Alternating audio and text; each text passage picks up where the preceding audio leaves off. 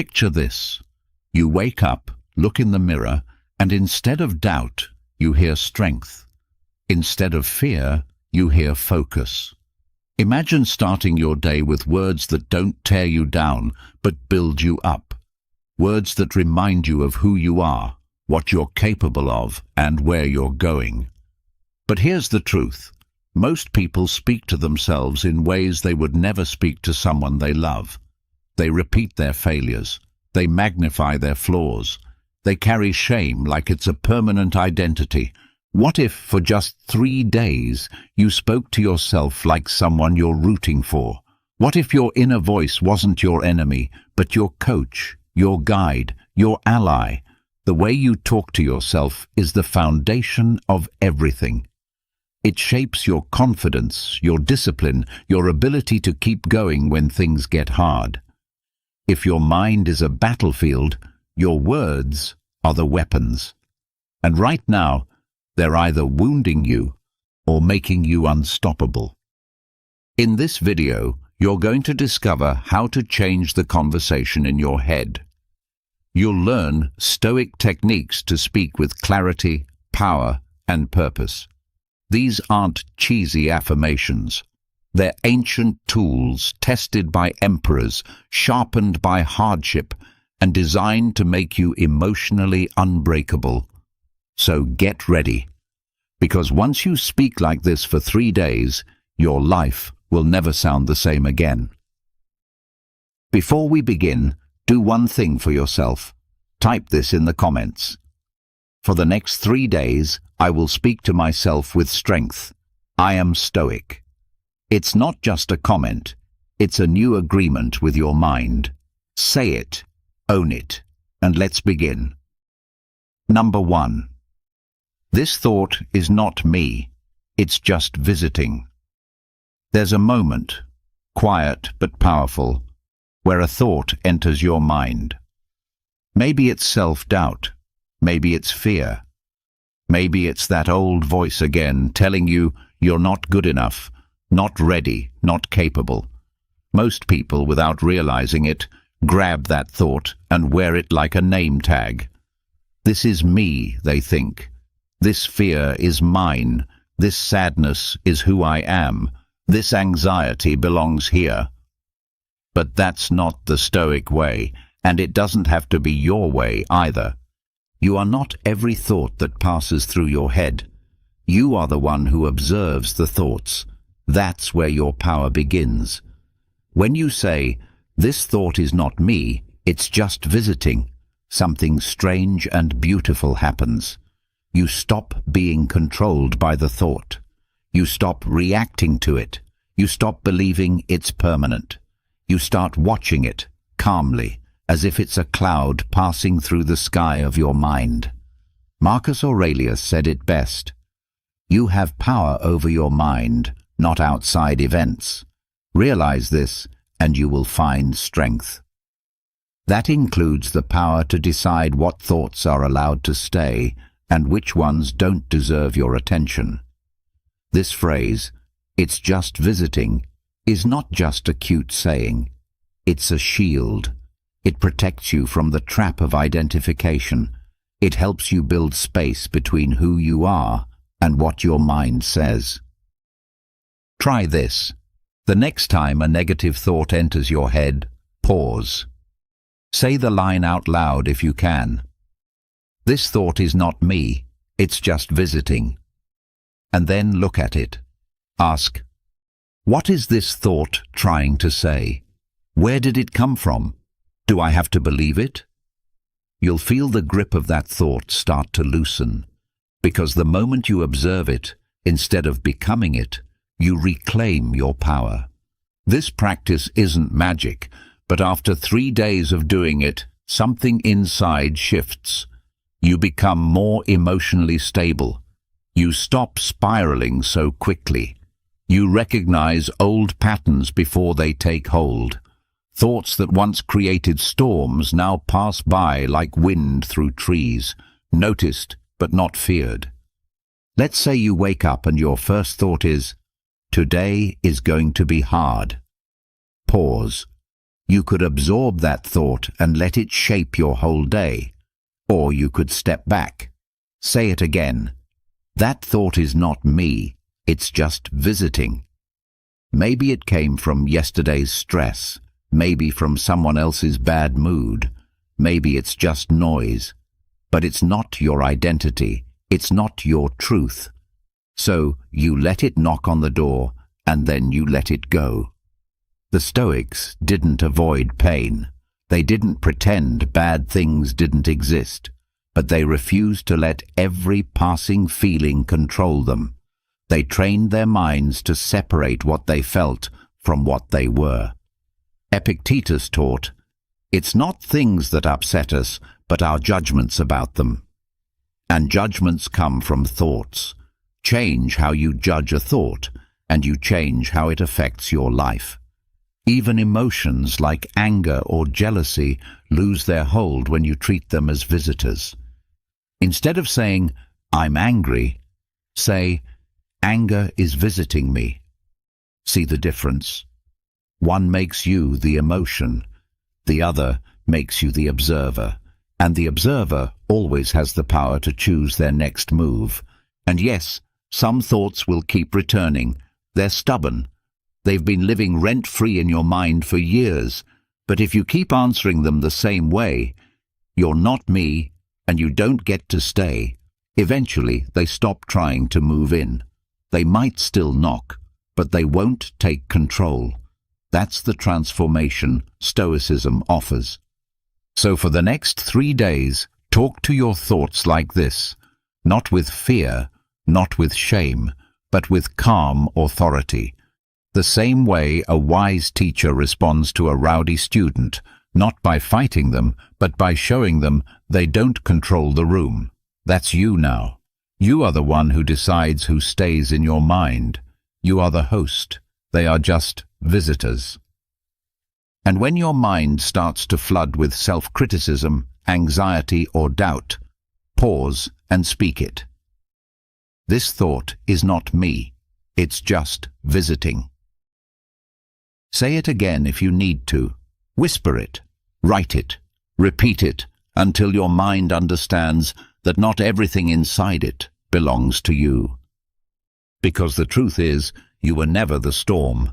You were the sky. The storm was only passing through. Number 2, am I choosing this or am I repeating this? There's a quiet moment right before every action, a sliver of time that most people ignore. It's the moment between impulse and movement, between thought and behavior. And inside that space is one of the most powerful questions you can ever ask yourself. Am I choosing this, or am I just repeating this? Every day, people wake up and move through life like a script is already written. They scroll their phones first thing in the morning, not because they want to, but because they always do. They rush through breakfast, check their emails, fall into the same habits, conversations, complaints, never realizing that none of it is actually being chosen. It's just being repeated over and over, without thinking, without questioning, without living. But a Stoic doesn't move blindly. A Stoic stops and looks. They pause before acting and ask themselves, is this truly my decision, or is it just my default? Because what you repeat unconsciously becomes your life. Your days form your habits form your identity.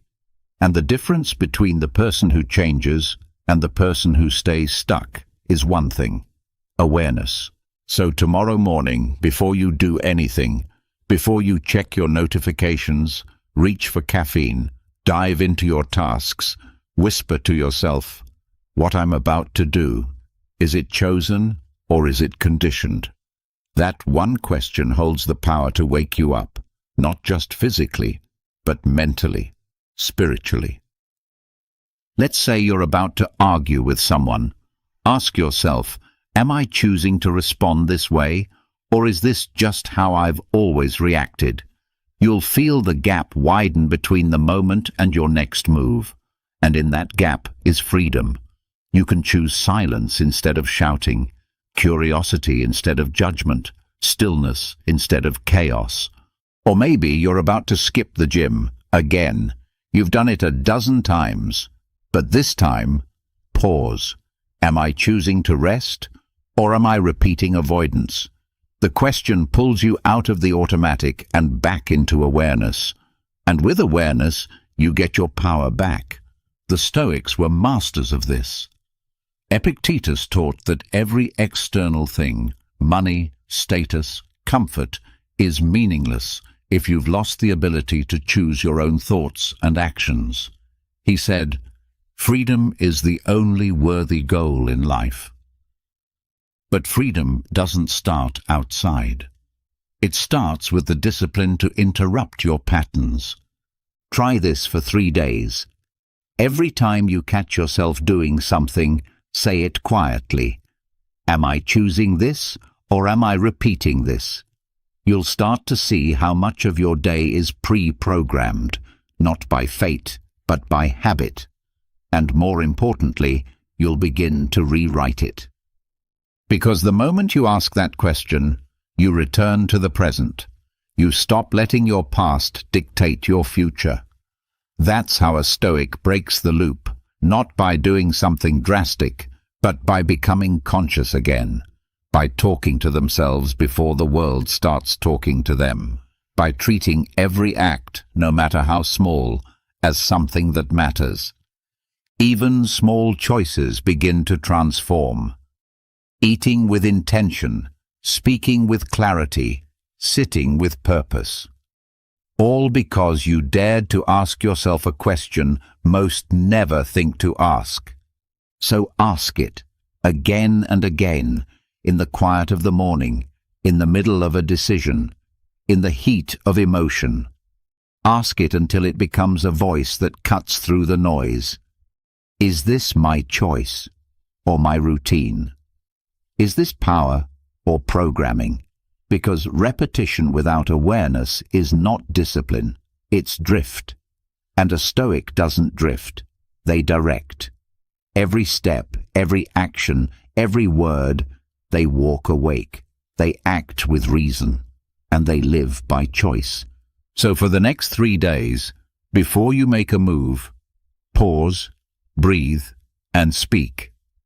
Am I choosing this, or am I repeating this? And in that pause, you'll find something most people never will. Control. Number 3.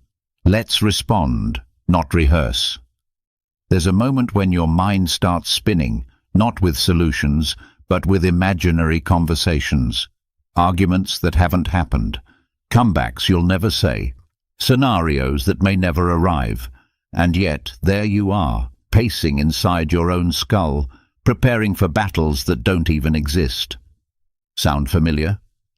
Most people live half their lives in rehearsal mode. They rehearse what they'll say if they're insulted. They rehearse what they'll do if they fail.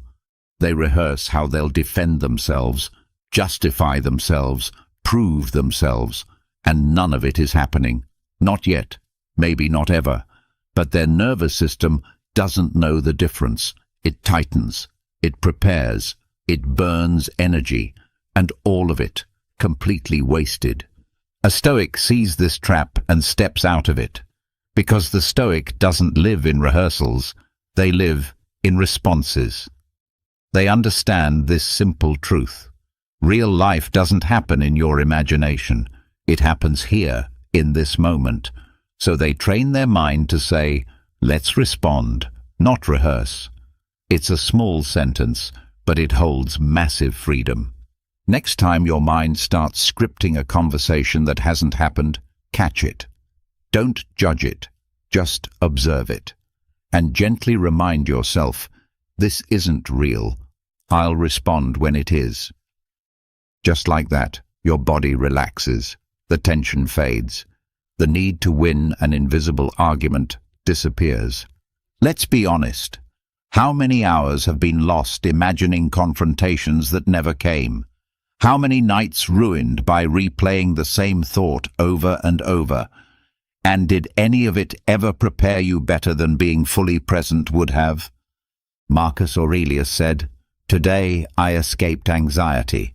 Or no, I discarded it because it was within me, in my own perceptions. That's the essence of this practice. Anxiety often isn't about what's happening. It's about what hasn't happened. It's about the fight your mind creates and then tries to win before the real world even shows up.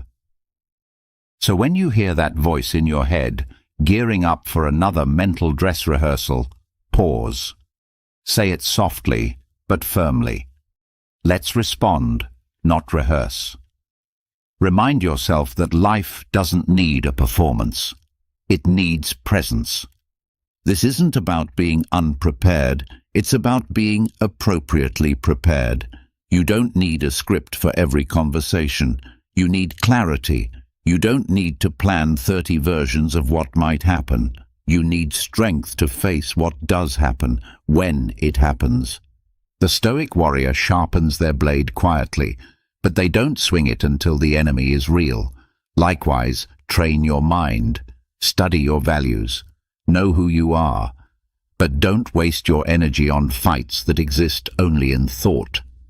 That kind of rehearsal doesn't make you stronger. It makes you tired. It makes you tense. It fills your body with false alarms. Try it for 3 days. Whenever your mind starts rehearsing an argument, a worst-case scenario, a way to prove yourself, stop and ask, is this real? Is this happening now? And if it's not, say it again.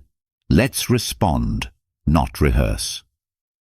Over and over, until your brain learns that safety doesn't come from control. It comes from presence. You'll notice the difference. Your breath will feel fuller. Your shoulders will drop. Your sleep will improve. Because a mind that isn't rehearsing is a mind that's finally resting. And when the moment does come, when that challenge actually arrives, you'll be ready. Not because you practiced every line, but because you practiced calm. Because you've learned the power of responding, not reacting. Of listening, not performing. Of being here, fully, without the noise of what might be. So say it again, especially when your thoughts try to pull you into the future. Let's respond, not rehearse. Because life is not a play. It's not a courtroom. It's not a movie script you have to edit to perfection. It's a moment-by-moment invitation to show up, be real, and handle what is, nothing more and nothing less. And a Stoic knows that's more than enough. Number 4. My life is too short for this thought. There's a kind of thought that sneaks in quietly, almost casually. An old argument, a petty insult, a tiny embarrassment from years ago that suddenly replays in your mind like it just happened. At first it seems harmless, just a passing memory. But then it lingers, it takes up space, it grows legs, and before long you're watering it with your attention, feeding it with emotion, rehearsing it, reliving it, as if it still matters. That's where a Stoic draws the line. Because while the world is full of distractions, the Stoic mind learns to protect its peace like sacred ground. And when that useless, unworthy thought tries to take root again, there's a simple phrase that clears it like a blade. My life is too short for this thought. Say it out loud. Say it gently. Say it with full conviction. Because it's not just a phrase, it's a declaration of value. A reminder that time is the one thing that cannot be earned back. And every second spent stuck in resentment, overthinking, jealousy, comparison, or mental drama is a second you've stolen from your future. Marcus Aurelius wrote, "You could leave life right now. Let that determine what you do, say, and think." This is not meant to scare. It's meant to sharpen. It brings clarity to the mind. Because when death is close, petty thoughts lose their power. Suddenly, what someone said about you, what you forgot to do, what didn't go your way, none of it feels worth carrying anymore. So why carry it now? Think of your mind like a garden. Every thought is a seed. Some grow into purpose, peace, strength. Others grow into weeds, distractions, ego, noise. If you don't pull them out early, they spread. And soon, the flowers in your garden get choked by bitterness and regret. So when you catch yourself obsessing over something small, something that drains you instead of builds you, pause. Ask, what is this thought costing me? What could I be doing with this mental energy instead? And then say it. My life is too short for this thought.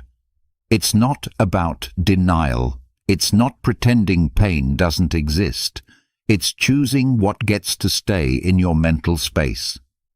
The Stoic understands that not every thought deserves your attention.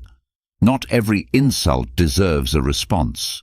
Not every opinion needs to be defended. Because your peace, your purpose, your energy, those are too precious to be thrown away for the sake of proving a point or revisiting a wound. Try this practice for 3 days.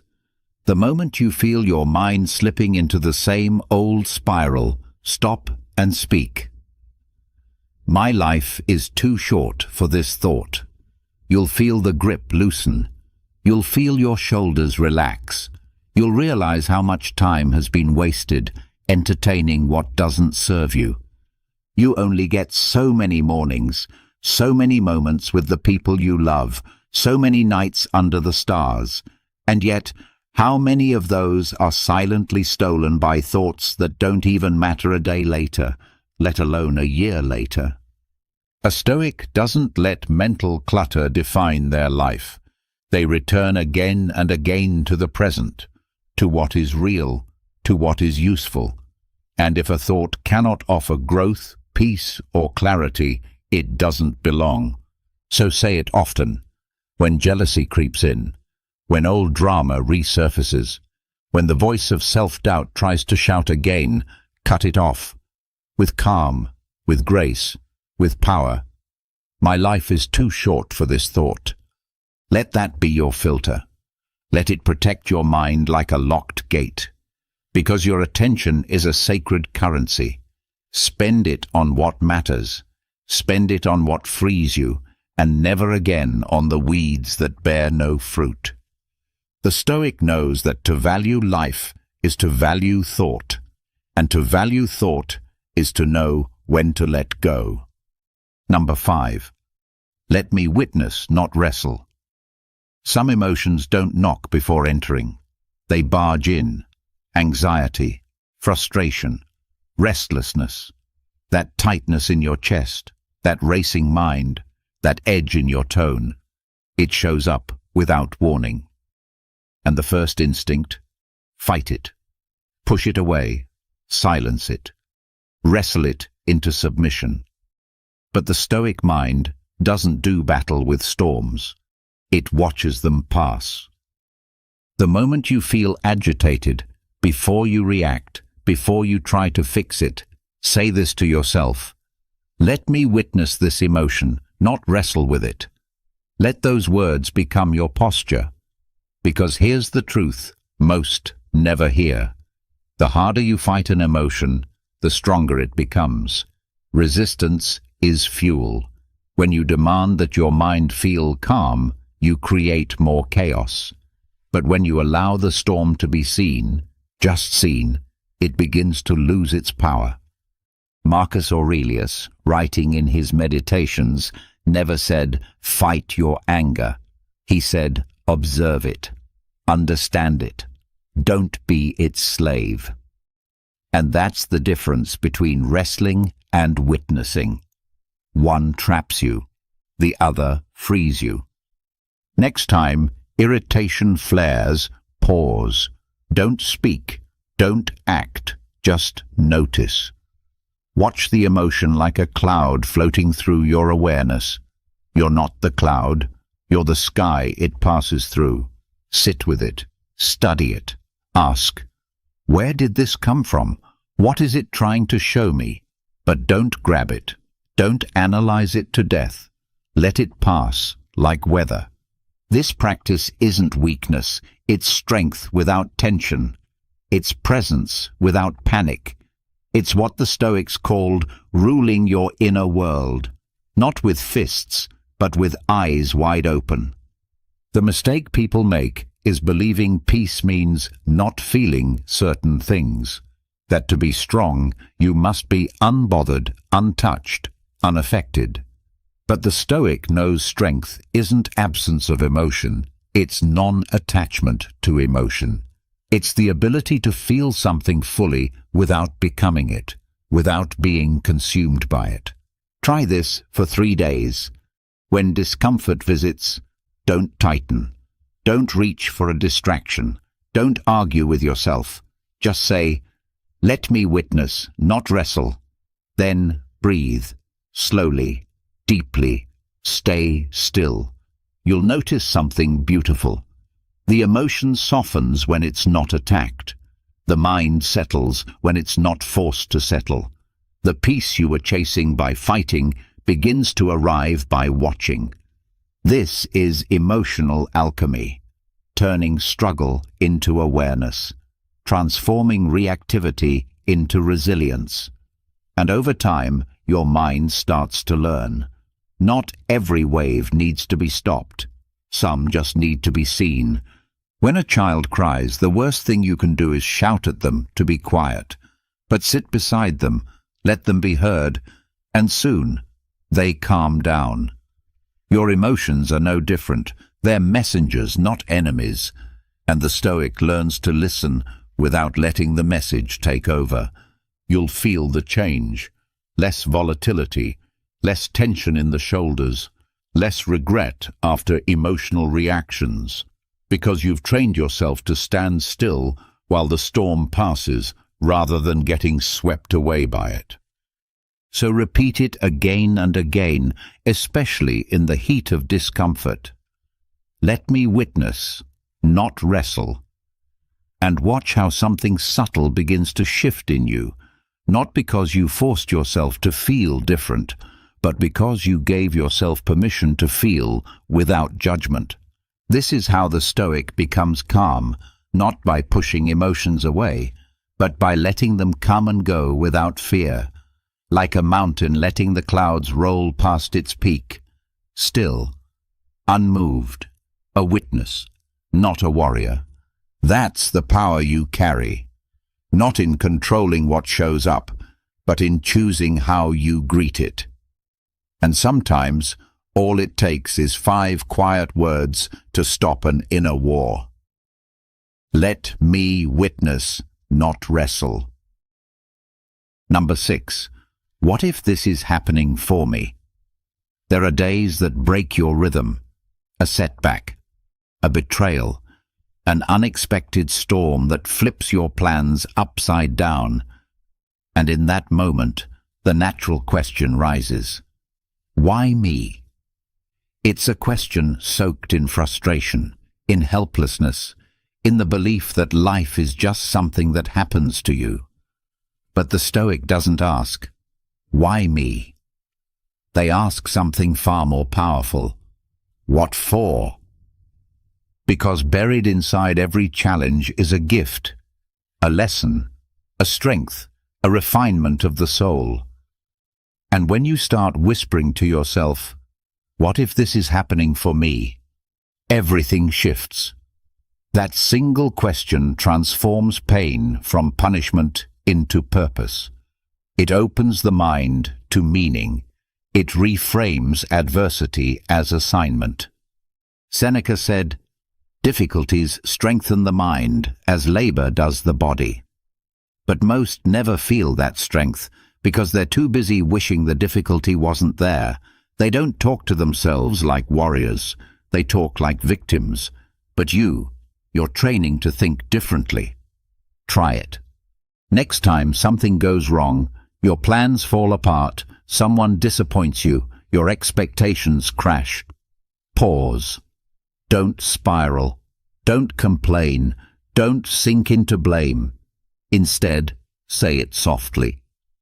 What if this is happening for me?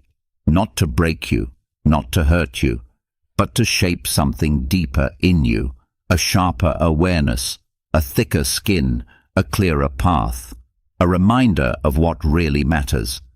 This isn't false positivity. It's philosophical strength. It's what the Stoics practiced every single day, turning obstacles into fuel.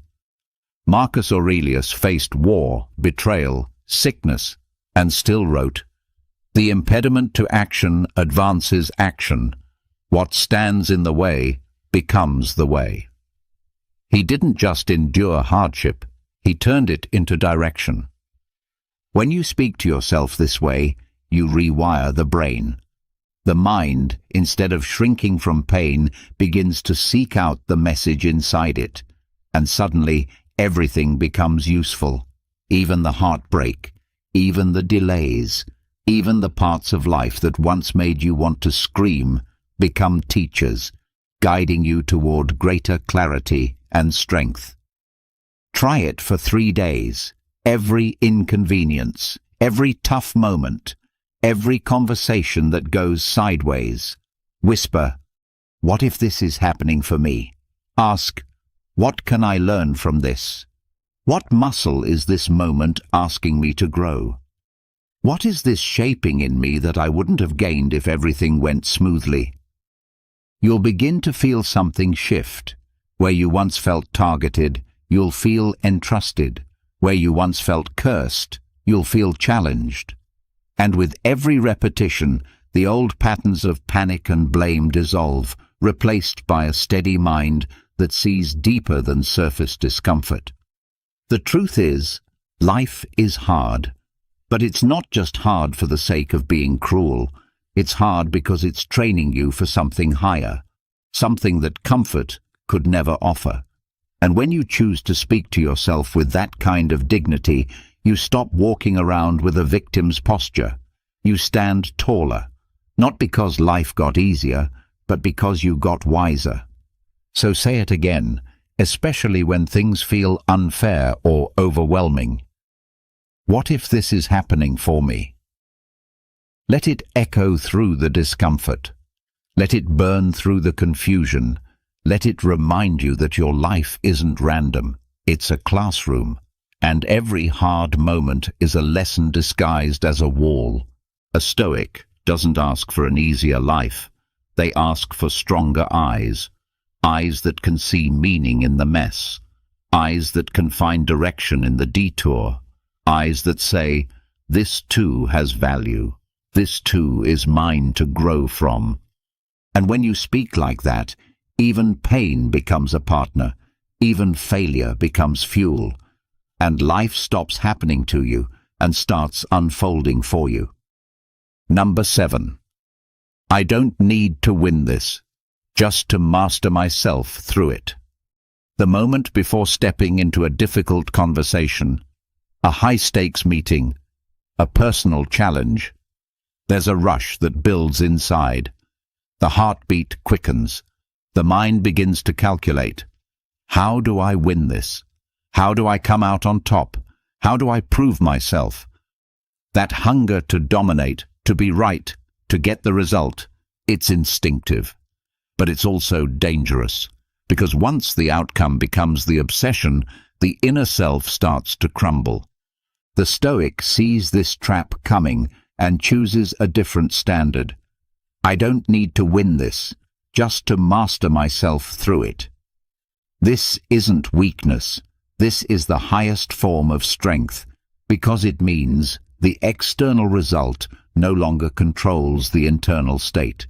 Whether the challenge ends in your favor or not, you remain intact, whole, grounded, calm. Think of Epictetus, born a slave, owning nothing, yet possessing more peace than many emperors. Why? Because he measured success not by outcome, but by response. Not by winning the world, but by not losing himself in the process. Say it aloud before the pressure hits. I don't need to win, only to master myself through it. Let that become your armor. It protects you from desperation, from overreacting, from clinging to control. Because when the outcome owns your peace, you've already lost, even if you win. Let's say you're walking into a confrontation. Maybe someone's wronged you. Maybe you need to speak hard truth. The ego wants revenge. It wants the last word, the loudest voice, the final blow. But the Stoic wants discipline. They ask, can I stay composed while chaos knocks? Can I stay clear when provoked?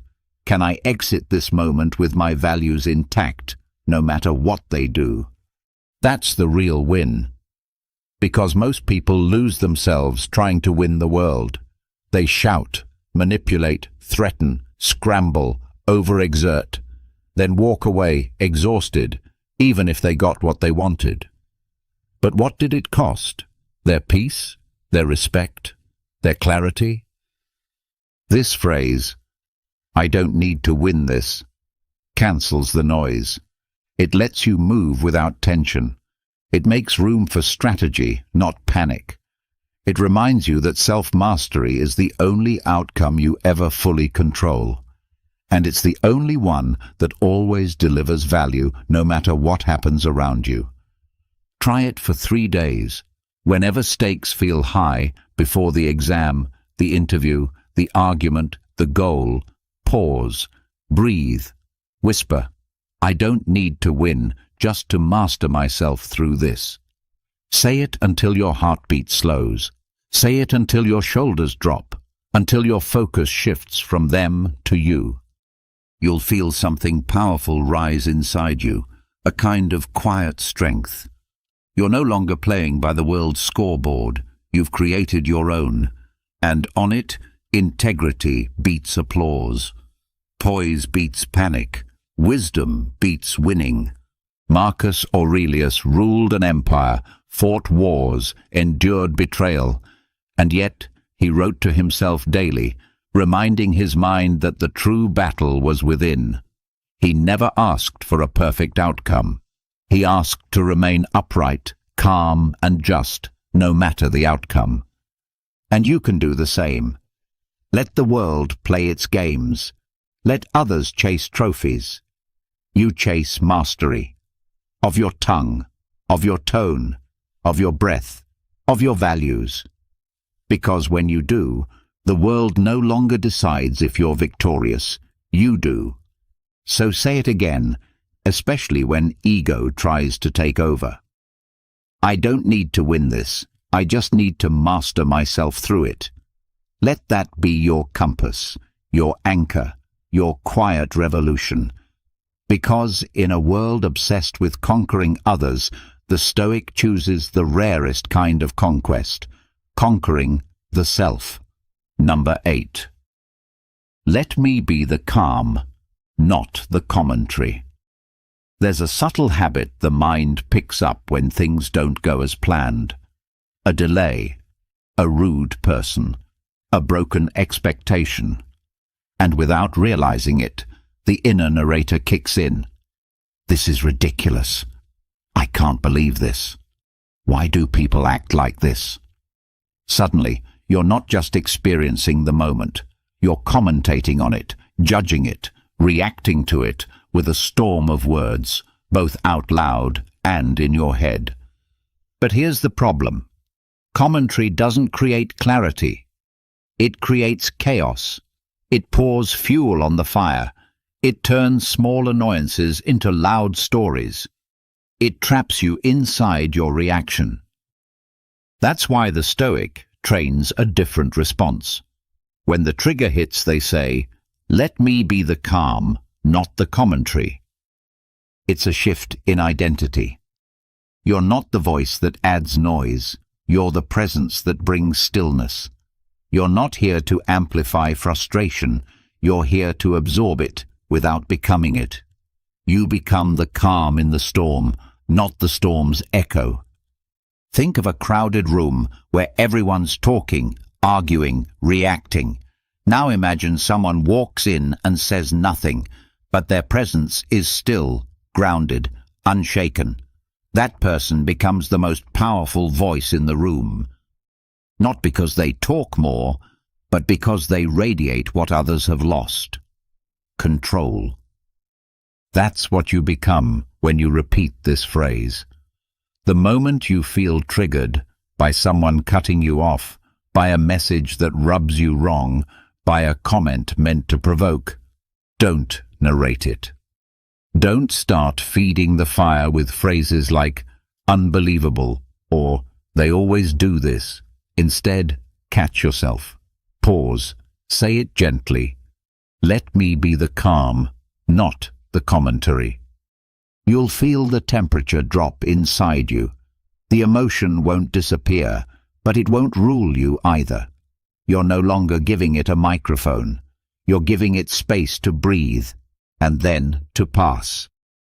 Marcus Aurelius wrote, "If you are distressed by anything external, the pain is not due to the thing itself, but to your estimate of it. And this you have the power to revoke at any moment."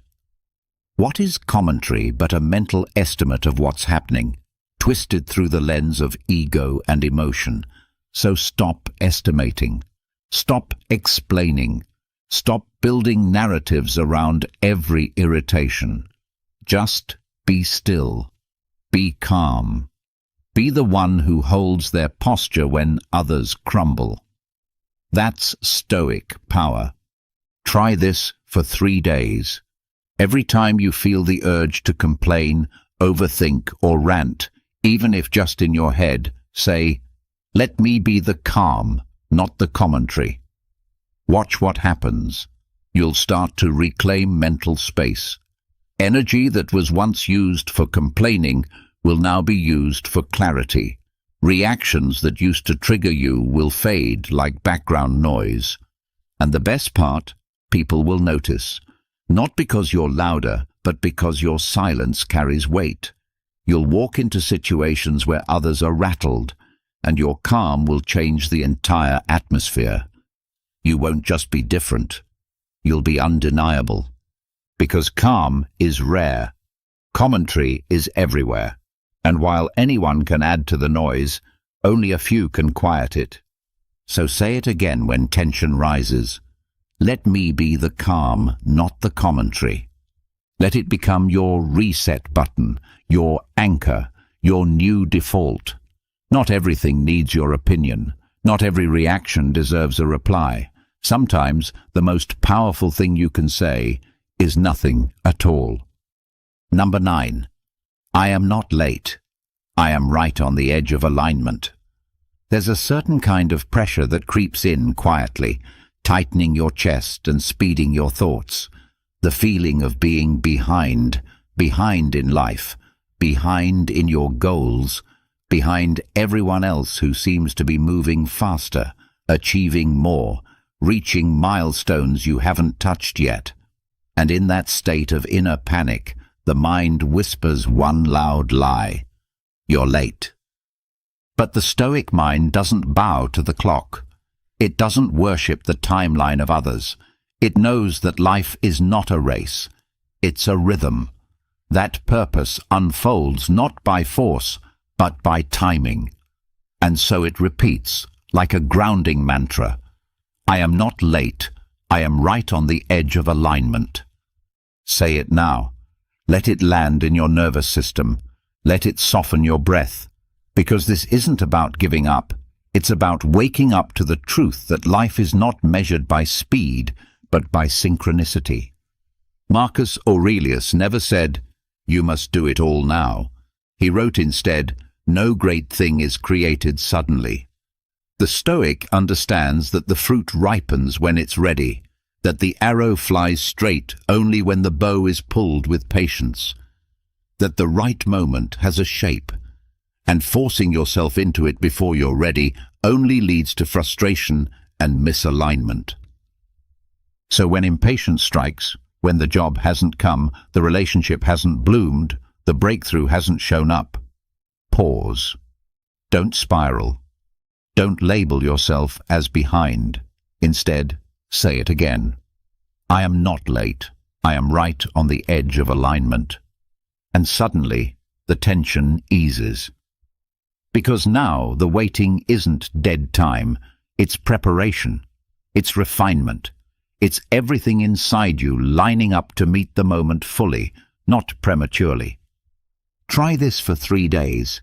Every time you feel that restless urge to rush, to force something, to push your timeline, to compare your pace, whisper, "This isn't delay, this is alignment preparing me." You'll begin to feel it, that subtle shift from pressure to peace, from doubt to trust, from "why not yet" to "maybe not yet" means not just yet. The Stoic doesn't wait passively. They prepare actively. They sharpen the mind, strengthen the heart, deepen their values, so that when the right moment comes, they don't just arrive, they fit. This mindset rewires everything. Suddenly, a closed door isn't rejection, it's redirection. A slower path isn't punishment, it's precision. You stop rushing toward life and start aligning with it. Because timing isn't always yours to control, but readiness is. And when you remind yourself, "I'm not behind, I'm becoming ready," even your slowest seasons begin to feel sacred. You'll notice the difference. Less anxiety, less comparison, more grace, more flow. Because what once felt like delay now feels like choreography, and you trust that your part will enter exactly when it's meant to, not one moment before. So when you feel like life is passing you by, don't feed that lie. Don't shrink. Don't hustle from a place of fear. Instead, stand tall, look time in the face, and speak it calmly and confidently. I am not late. I am right on the edge of alignment. Let that be your compass. Let it slow you down without stopping you. Let it remind you that some of the most powerful things in life, growth, healing, purpose, do not arrive on schedule. They arrive on alignment. And when they do, you won't be scrambling. You'll be ready. Not because you rushed, but because you trusted. Number 10. Let's not escalate. Let's elevate. There's a flicker in the air when conflict starts to rise. A tone shifts. A sentence stings. A misunderstanding crackles into tension. And just like that, the ego gets invited to the party. It wants to fight. It wants to be right. It wants to dominate, to correct, to defend. The moment is small, but the reaction, it can make it big, bigger than it ever needed to be. That's the danger of escalation.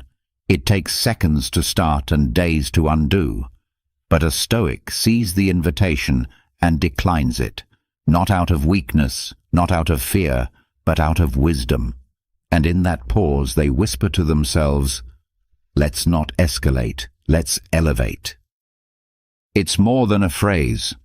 It's a redirection of energy, from reaction to reflection, from ego to awareness, from conflict to clarity. Because when you elevate, you rise above the instinct to match chaos with chaos. You don't shrink or run. You respond not to win, but to transform. Think of how much damage is done when people escalate. One word turns into a shouting match. A misunderstanding becomes a cold war. A glance becomes a grudge. All because no one stopped to speak to themselves first. But you're learning to pause, to breathe, to reframe the moment before it catches fire. Try this the next time someone comes at you sideways, whether it's a partner, a coworker, a stranger online. Instead of sharpening your words, soften your mind. Say it. Let's not escalate. Let's elevate. It doesn't mean you let people walk over you. It means you don't let them pull you down to the level where logic disappears. Elevation is strength with direction. It's standing tall when others crouch low.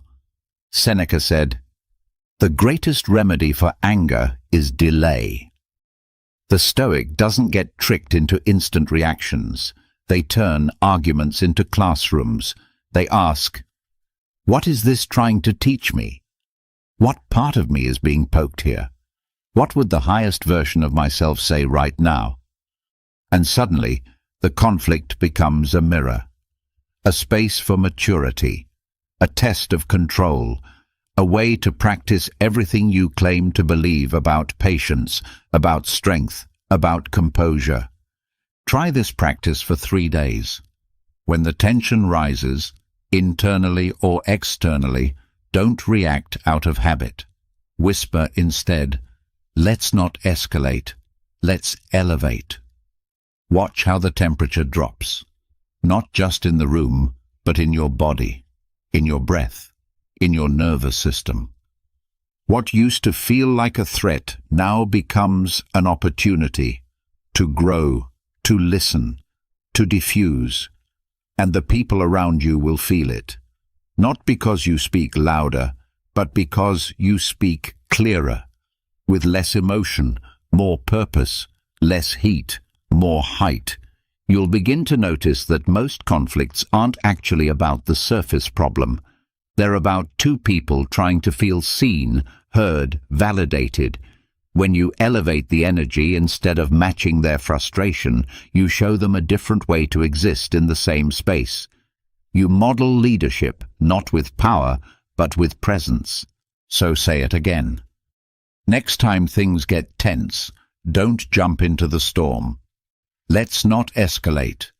Let's elevate. Let that be your philosophy, your posture, your power. Because anyone can raise their voice, but a Stoic raises their standard. And that kind of energy, it doesn't just change the conversation, it changes the relationship. It turns pressure into perspective, and people can feel it. After 3 days of this practice, you won't just be more peaceful, you'll be unshakable. Not because conflict disappeared, but because you rose above it. Number 11. This moment is enough for me to practice greatness. It's easy to wait for the big opportunity, the stage, the spotlight, the life-changing moment that finally makes all the small ones feel worth it. Most people are trapped in that waiting room. They believe greatness begins when circumstances are perfect, when they get the dream job, the recognition, the breakthrough. But the Stoic doesn't wait for greatness. They practice it, right here, right now. Because to the Stoic, every moment, no matter how small or ordinary, is a training ground. Folding laundry, sitting in traffic, taking out the trash, being ignored, being misunderstood. Even these are sacred. Why? Because who you are when no one's watching is who you truly are. So when life feels boring, when rejection stings, when the work feels invisible, say this to yourself: "This moment is enough for me to practice greatness," and mean it. Let the phrase flip the lens on reality. Suddenly, the dull becomes deliberate. The frustrating becomes fertile. Every situation becomes an invitation. Marcus Aurelius wrote entire reflections to himself while fighting wars, falling ill, and losing people he loved. He didn't wait for peace or comfort to cultivate virtue. He used the storm. Because the Stoic knows greatness isn't an event. It's a decision repeated 1,000 times in moments that no one claps for. So when you're scrubbing the floor, waiting in line, or holding back from saying something you'll regret, don't sigh, don't zone out, don't wish it away. Say it softly: "This is enough to practice greatness." And then ask yourself, what would excellence look like right now? What does virtue sound like in this silence? Maybe it looks like patience. Maybe it sounds like restraint. Maybe it feels like showing up fully to something you could easily do half-hearted. The power of this mindset is simple but life-altering. It removes all excuses. You don't need ideal conditions. You don't need recognition. You need this moment and your choice within it. Try this for 3 days. Every time the mind says, "This doesn't matter," respond with, "That's exactly why it does." Practice precision when no one's watching. Speak kindly when no one expects it. Choose calm when no one else is choosing it. Greatness isn't what happens once in a lifetime, it's what happens when you stop postponing character. This phrase kills the myth of later. Later, when you're more ready. Later, when you feel more motivated. Later, when the situation matters. But the Stoics sees through that illusion. They don't wait to be important to act with importance. They don't need permission from the world to show up like the world depends on it. Because the truth is, no one becomes great at once. Greatness is carved in repetition, in the unseen, in the quiet moments where most people are asleep, mentally, emotionally, spiritually. The Stoic stays awake, not because they're special, but because they've trained themselves to see value where others see routine. So repeat it when life feels slow, when things fall apart, when no one's looking. This moment is enough for me to practice greatness. Let that phrase turn chores into challenges, delays into discipline, disappointment into depth. You'll begin to feel it, not just in your actions, but in your posture. Your breath will be fuller, your decisions more thoughtful, and over time, people will notice. Not because you boast, but because your energy carries a certain weight. The quiet weight of someone who trains for life in every moment, not just the big ones. Greatness isn't a performance, it's a pattern. And if you choose to speak like this, to treat every moment as sacred, you'll find that the life you were waiting for isn't in the distance. It's already here. You just needed the eyes to see it, and the discipline to meet it. Number 12. My inner state is my true resume. There's a subtle pressure that follows most people around, the pressure to impress, to be seen as successful, to prove your worth through titles, status, likes, recognition. It shows up in how you dress, how you speak, how you position your life for others to notice. But beneath it all lies one question that haunts the modern mind. Am I enough in the eyes of others? But the Stoic doesn't live for applause, they live for alignment. They measure worth not by what the world sees, but by what they feel when they're alone. And that's why, before stepping into the world, they remind themselves, my inner state is my true resume. Say it. Let it land. It's a reminder that the calm you carry, the clarity you protect, the way you respond to chaos, that is your legacy, not your job title, not your follower count, not how many people clap when you speak. It's how still your soul is when no one's watching. It's how quickly you return to peace when the world tries to shake you. Marcus Aurelius was the emperor of Rome, yet he wrote every night, not about power, but about temperance, self-control, humility. Why? Because even with the highest rank in the land, he knew, titles come and go, but character stays. And it's the state of your inner world that either builds your life or breaks it. So try this. When you feel the urge to prove yourself, whether in conversation, online, in front of peers, pause. Take a breath. Whisper it inwardly. My inner state is my true resume. Watch what happens. The need to defend yourself fades. The hunger to be liked quiets. The urgency to outshine others dissolves. because now you're building something real, not an image, an empire, one that can't be taken from you, one that doesn't depend on compliments, validation, or attention. The Stoic doesn't care if others see them as wise, only that they are. They don't chase recognition, they cultivate depth. Try this for 3 days. Every time you feel the pull of performance, whether in a meeting, a conversation, a post, pause and ask, is this rooted in my values or in my need to be seen? Then repeat it like armor. My inner state is my real resume. And you'll notice something powerful. You speak less, but with more impact. You listen deeper. You stand firmer. You make fewer moves, but each one with more clarity and intent. Because you're no longer living reactively, you're leading yourself from within. This phrase disarms the ego. It takes your focus off polishing your reputation and puts it back where it belongs, on polishing your integrity. And when you carry that, people feel it, even if they don't say it, even if they never compliment you.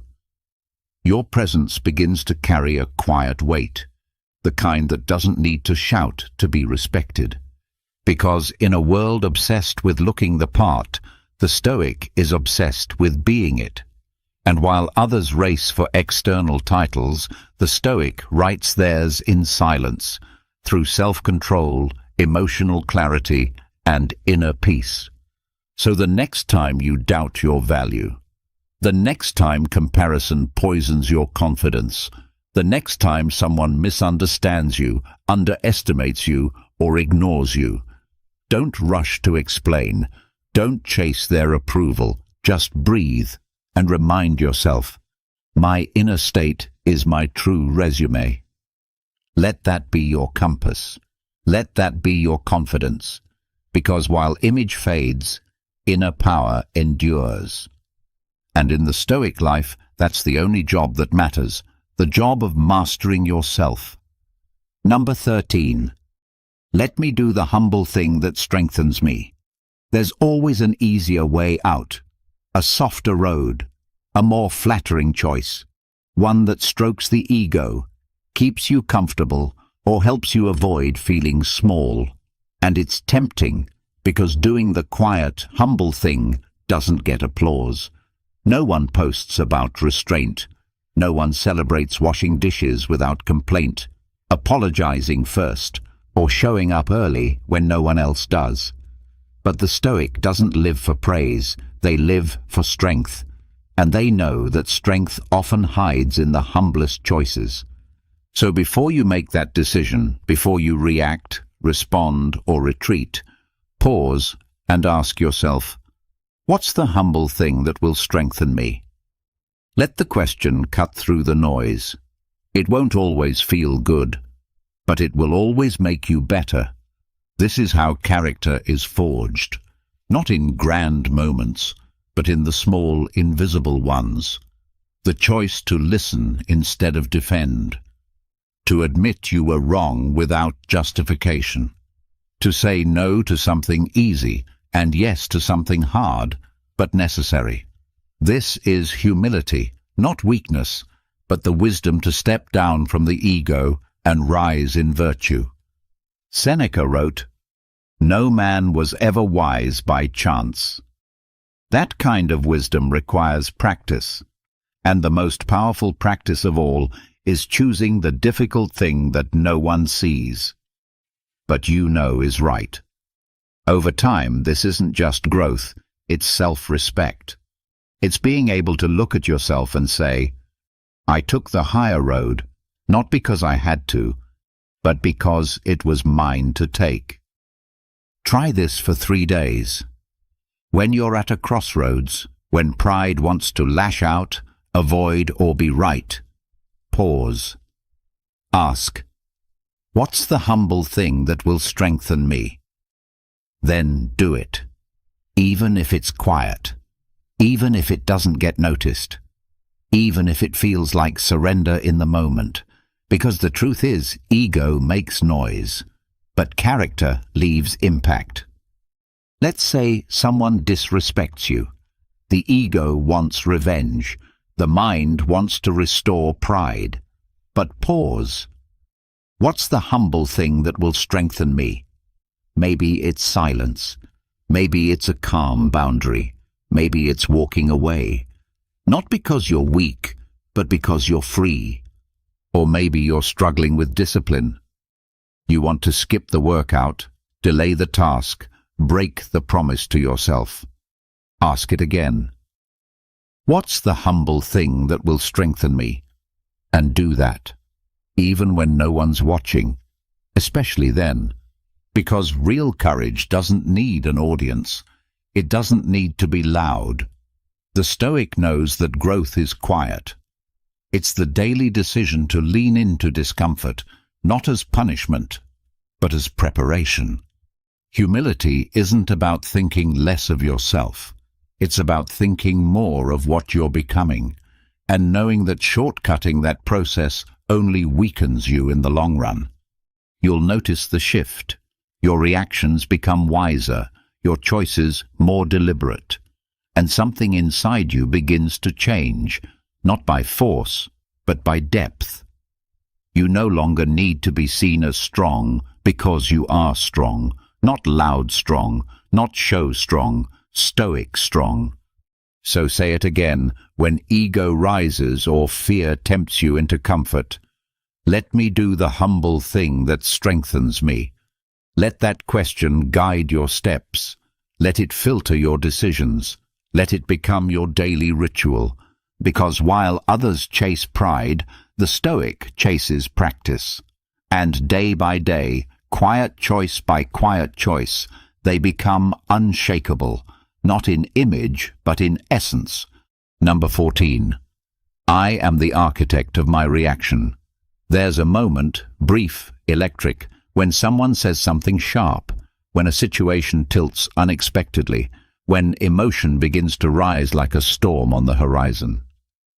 Most people get swept away. They slam doors. They fire off angry texts. They shut down or explode or flee. They blame the weather, their mood, the person, the stress, the bad day. But the Stoic remembers something different, something powerful. I am not the weather. I am the architect of my reaction. Say it slowly. Let it sink in. It's not denial of the emotion. It's sovereignty over what gets built from it. Because emotion is just the material. Anger, fear, hurt, frustration, these are the bricks.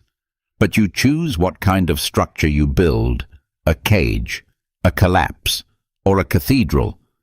The Stoic doesn't wait for perfect conditions. They don't hope for everyone to be kind or for their mood to be perfect. They begin building anyway, with patience, with care, one deliberate response at a time. It's not about being robotic. It's about becoming responsible. Responsible for the one thing you always control, your response.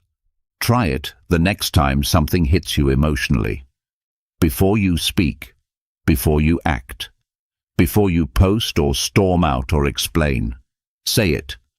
I am the architect of my reaction, and then build something worthy. Maybe you build silence instead of shouting, a boundary instead of bitterness, reflection instead of reaction. Not because you're trying to be perfect, but because you're practicing presence. Marcus Aurelius, in the chaos of ruling Rome, reminded himself daily, you have power over your mind, not outside events. Realize this, and you will find strength. That's what this phrase gives you. Not escape from emotion, but power within it. The power to pause, to choose, to build. Try it for 3 days. Every time you feel emotionally hijacked, whisper the phrase like a blueprint. I am the architect of my reaction. Breathe. Step back. Look at the materials in front of you and ask, what do I want to build here? Who do I want to be in this moment? And then, brick by brick, build that. You'll feel the shift. No more being a slave to the storm. No more regretting what you said or did in the heat of the moment. You'll move through emotion instead of drowning in it. Not with repression, but with direction. That's self-mastery, not as a lofty idea, but as a lived practice. It's in how you hold your tone when provoked, how you manage your energy when plans fall apart, how you treat others when you're not in the mood. These are your blueprints. This is your cathedral, and like any great builder, you understand. It takes time, it takes patience, but every brick matters. And when you build like this, moment by moment, you start living in something solid, something sacred, a life made with intention. So next time the storm arrives, don't say, "I can't help it." Don't say, "It's just who I am." Say instead, "I am the architect of my reaction."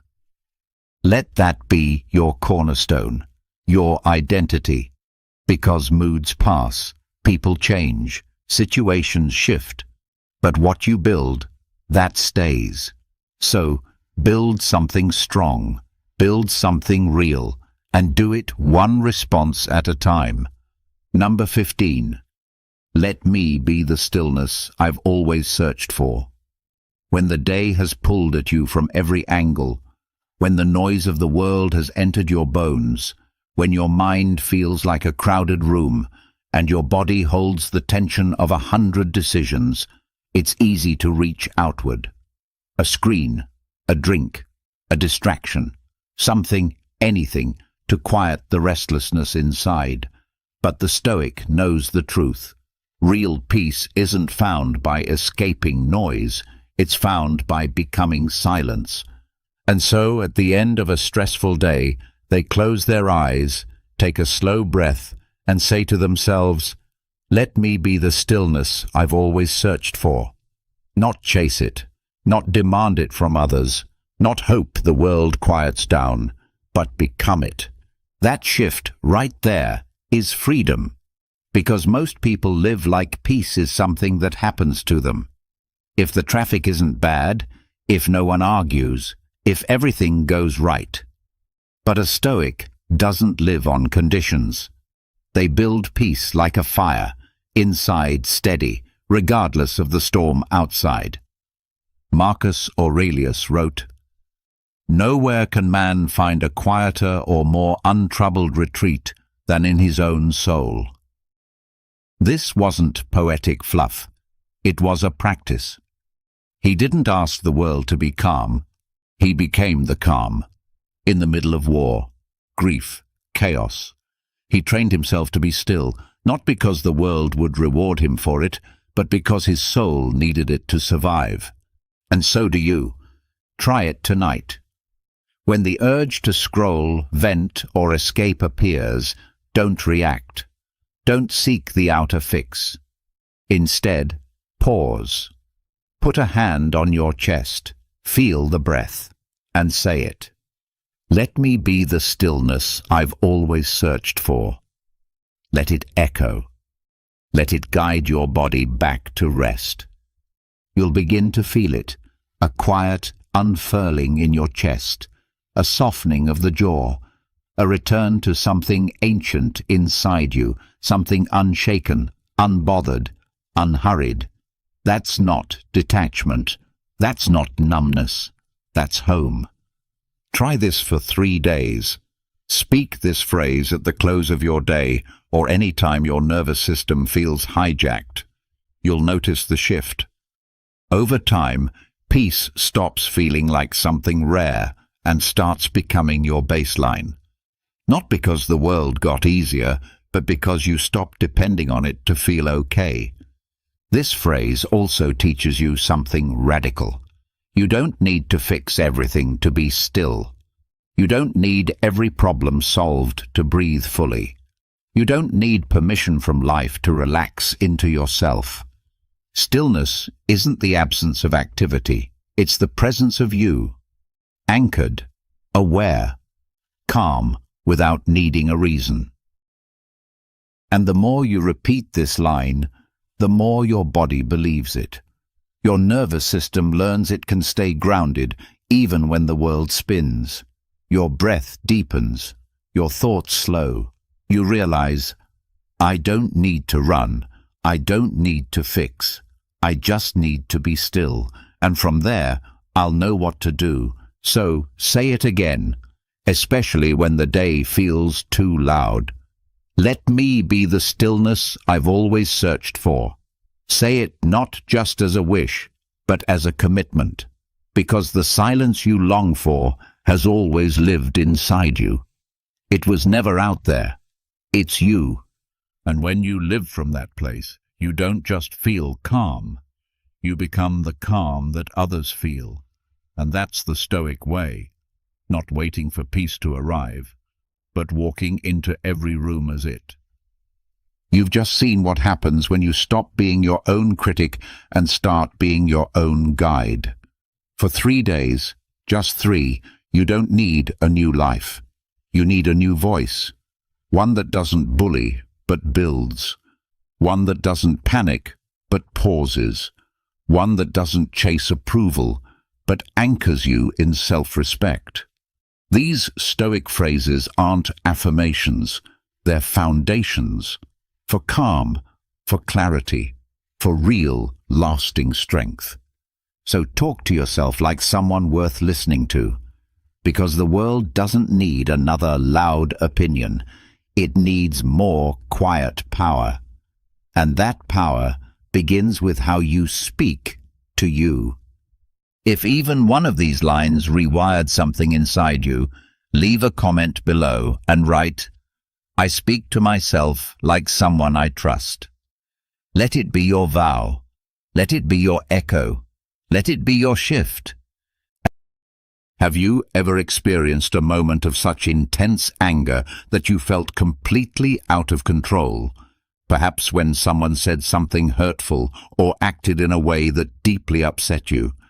Have there been days when even a simple glance or a passing remark made it feel as though the entire world was against you? In today's rapidly moving and pressure-filled world, it's incredibly easy to become overwhelmed by negative emotions, from minor irritations to full-blown rage. But is there truly a way to remain steady in the midst of emotional chaos? Is it possible to live a life of calm and composure, untouched by the actions or words of others? Can we really protect our inner peace from external disturbances? Stoicism, an ancient yet deeply relevant school of philosophy, offers profound and enduring wisdom for this very challenge. Thinkers like Marcus Aurelius, Epictetus, and Seneca endured unimaginable hardships, yet they managed to preserve a state of inner calm by embracing the principles of Stoic thought. Today, we'll delve into 7 practical approaches designed not just to help you manage your emotions, but to truly master them, to gain unwavering control over your inner world. What I'm about to share goes far beyond theoretical musings. These are timeless lessons drawn from the depths of Stoic philosophy, carefully transformed into practical insights that you can apply immediately. So I encourage you to stay with me throughout this journey, because even embracing just one of these approaches can lead to a powerful and immediate shift in your life. Let's begin by talking about the idea of embracing willingness in life. One of the foundational principles of Stoicism that leads to deep inner tranquility is the practice of fully accepting whatever life brings our way.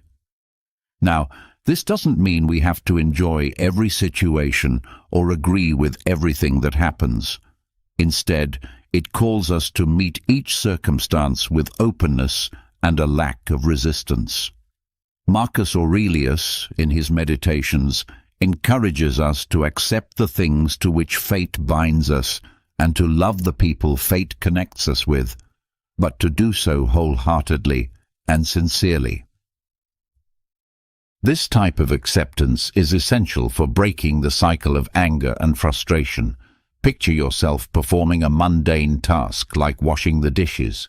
If you do it begrudgingly, each plate becomes a source of resentment.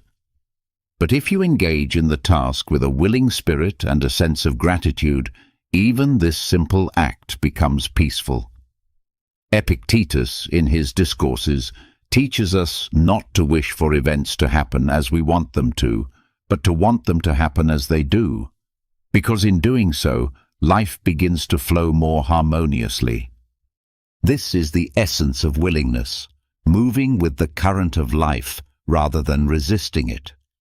Practically speaking, this mindset can shift how we respond to uncomfortable moments. Imagine being stuck in traffic. If you allow yourself to dwell in irritation over the delay, your frustration only grows. But if you view the situation as an opportunity to listen to an audiobook, a favorite podcast, or to simply reflect, you instantly take back control over your experience. When we begin to accept life as it is, stress loses its grip on us. A critical part of developing willingness is clarifying our purpose.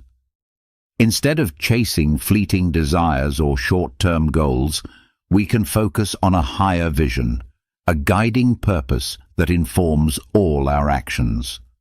Ask yourself, what is the life I am striving to build? What vision am I aligning with? Unlike personal ambitions that might bring momentary satisfaction, a true vision encompasses the entirety of your being. When you live with a grand, meaningful purpose, each action becomes voluntary.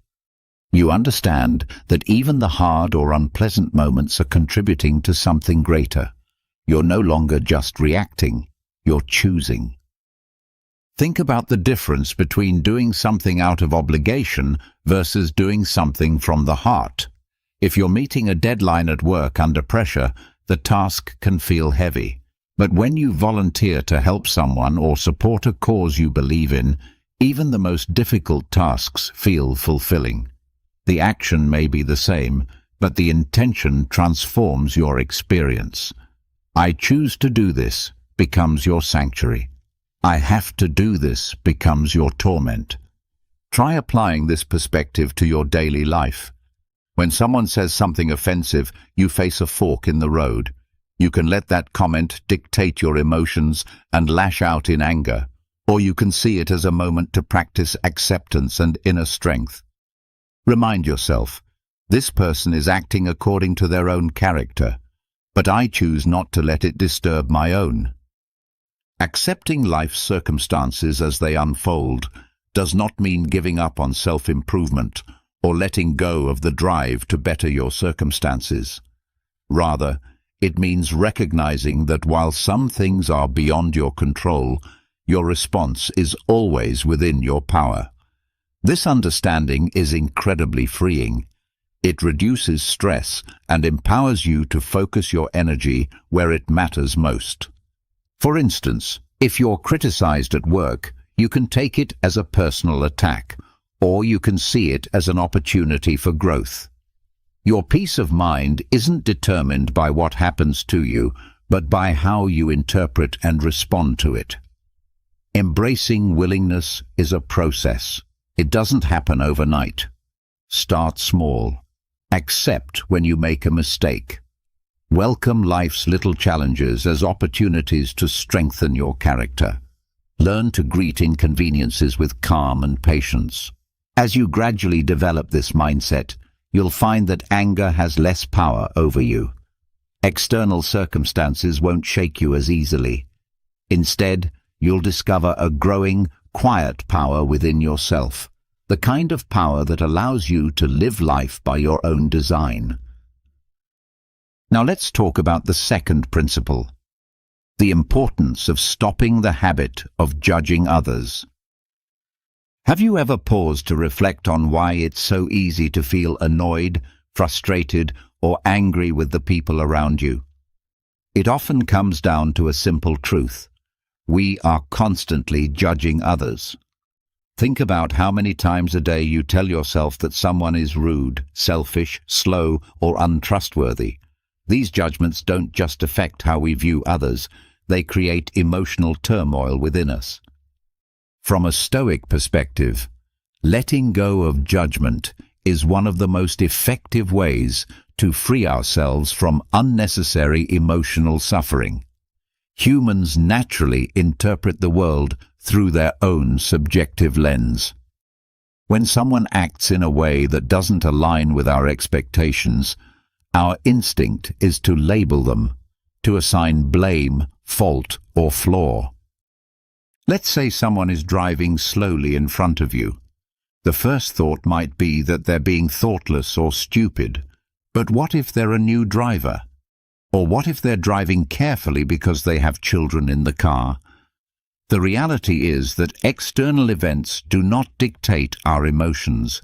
It's our interpretation that does. Judging others adds an unnecessary emotional burden.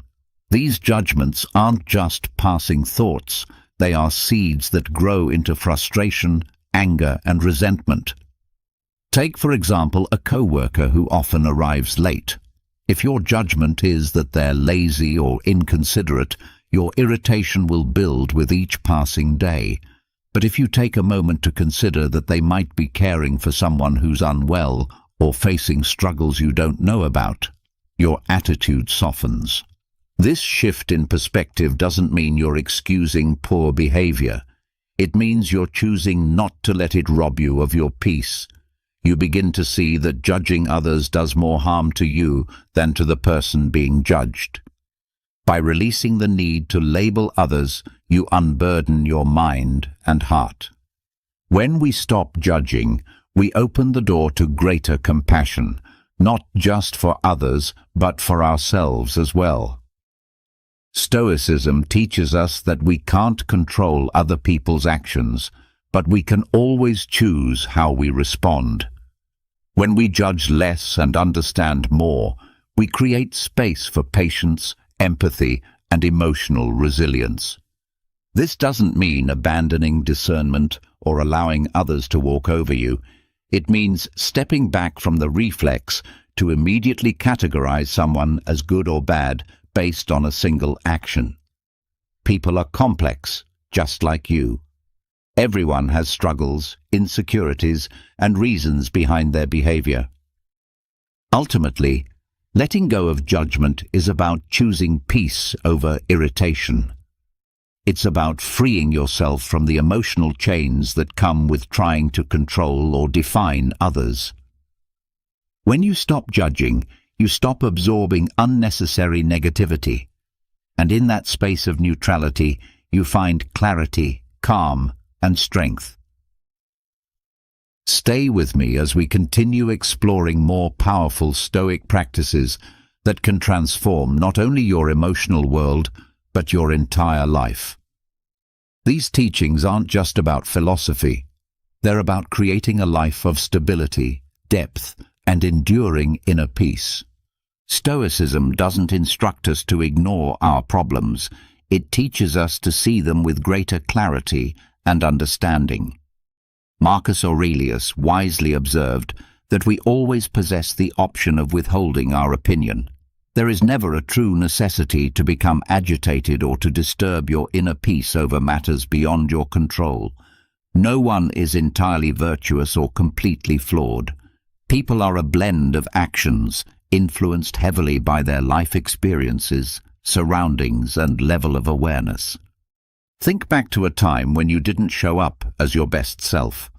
Maybe you were exhausted, overwhelmed, or just having a particularly rough day. In the same way, others' actions are rarely a reflection of who they are at their core, but more often a response to the situations they're facing. In the right environment, even someone with many faults can demonstrate surprising kindness. On the flip side, even those who are usually composed and kind can falter under pressure. Consider this. You're at a restaurant and the server accidentally spills water across your table. Your immediate reaction might be irritation or anger. How careless! But if you take a moment to pause and reflect, considering the possibility that they might be having an exceptionally difficult day, your emotional response changes. You feel lighter. This is the quiet but profound power of releasing judgment. Not only does it lift the burden of discomfort from your shoulders, but it also deepens your empathy toward others. To be clear, letting go of judgment doesn't equate to justifying wrongdoing. It means choosing not to let the actions of others take control of your inner world. You can still recognize poor behavior and distinguish right from wrong without allowing negativity to poison your mind. As Marcus Aurelius also noted, the best form of revenge is to remain unlike the one who committed the harm. The most dignified and powerful response to being wronged isn't retaliation, it's maintaining your grace and self-control. So how do we put this principle of non-judgment into action? The first and most essential step is awareness.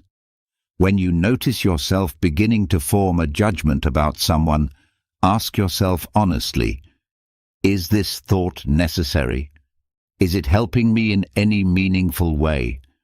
Then try to shift your point of view. Put yourself in the other person's situation. What might they be going through that you don't see or understand? Remember, too, that the richness of life comes from diversity. The fact that someone behaves, thinks, or reacts differently than you doesn't automatically make them wrong. It simply makes them different. And not every difference needs to be analyzed or emotionally charged. Often, it's not worth your energy or your peace. Letting go of judgment is ultimately about freeing yourself from carrying unnecessary emotional burdens.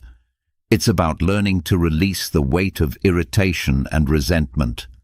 The next time someone gets under your skin, pause, breathe deeply, and ask yourself honestly, is this emotional reaction really worth it? You'll begin to notice that by choosing empathy and perspective over assumption and judgment, you not only become more compassionate toward others, but also extend greater kindness to yourself. In the end, ask yourself this fundamental question: do I want to cling to my anger, or do I want to live with freedom and peace? The answer lies within your control. When you release the habit of judging others, you naturally begin to loosen your grip on the desire to control. This opens your eyes to a powerful truth. Much of the tension and disappointment in life comes from our expectation that others should behave according to our preferences. But life doesn't function on our terms. People, with all their complexities and unique circumstances, act based on their own motivations, many of which we may never fully comprehend. This brings up a deeper question. Is control truly the path to peace? Or does peace arise when we let go of the need to control? This question strikes at the very heart of Stoic philosophy. Instead of expending energy trying to reshape what lies beyond our reach, we can choose to accept things as they are, and in doing so, free ourselves from much of life's unnecessary stress. You can't dictate the direction life takes, but you can always govern how you respond. Imagine you're driving during peak traffic hours. The roads are jammed, the horns are blaring, and you're about to be late. You feel frustration bubbling up. Why can't people drive better? Or, why is the traffic always like this? But the truth is, you can't alter how others drive or instantly clear the roads. What you can control, however, is your mindset. You can choose to become agitated, or you can take a breath and accept that this situation is simply outside your influence. Though it might seem straightforward, the act of letting go of control can radically transform your daily experience. Think of a mother who constantly worries about her child's academic performance. She wants the best and fears failure. But no matter how deeply she cares, she cannot take the exams for her child. Or picture an employee frustrated with their boss's decisions. No matter how much they disagree, they can't force their boss to think differently. Much of our emotional distress arises from pinning high hopes on things we can't control. When those expectations go unmet, disappointment and resentment naturally follow.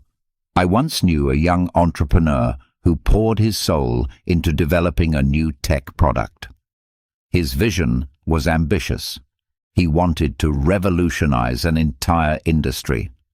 But when he finally launched the product, the market response was lukewarm at best. He was crushed. He blamed the customers for failing to grasp its brilliance and suspected rivals were sabotaging him.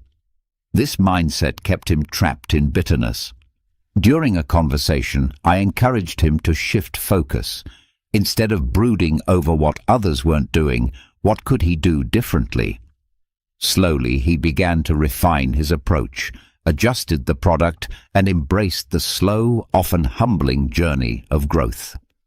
By focusing only on what was within his control, he found new clarity, regained his creative spark, and eventually surpassed his earlier goals. This is the essence of Stoicism in practice, recognizing when you're placing energy into the unchangeable and choosing instead to focus on what you can influence. In moments of stress, ask yourself, is this within my control? Am I improving the situation by reacting this way, or am I making it worse? These aren't just philosophical questions, they're practical tools for emotional clarity. Letting go of control doesn't mean you give up or resign yourself to passivity. It means directing your energy wisely toward your thoughts, your emotions, and your actions. Imagine rowing a small boat down a river.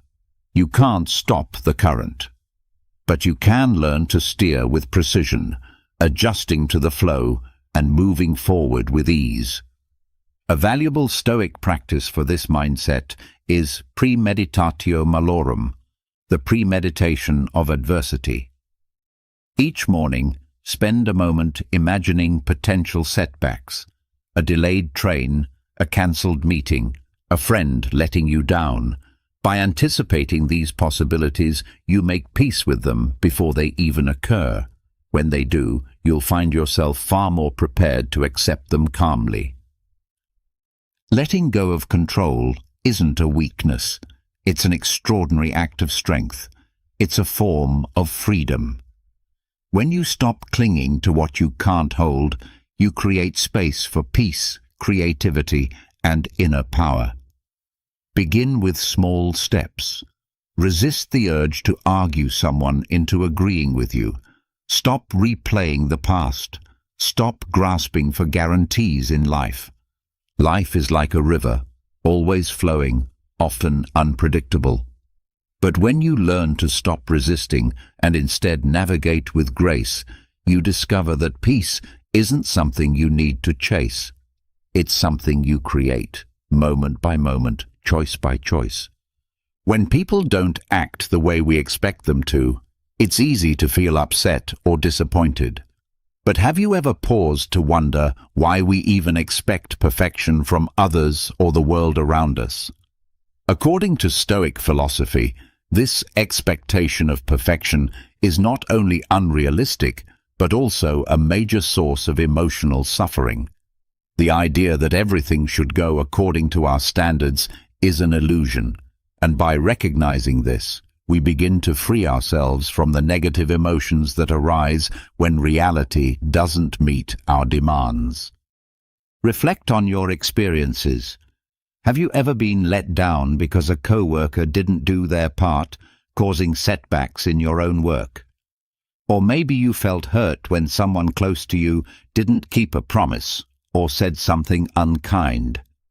These situations are not rare, yet we often react with the assumption that people should be flawless. But is that a fair expectation? The Stoic philosopher Epictetus teaches that it's not the events themselves that disturb us, but rather our judgments about those events.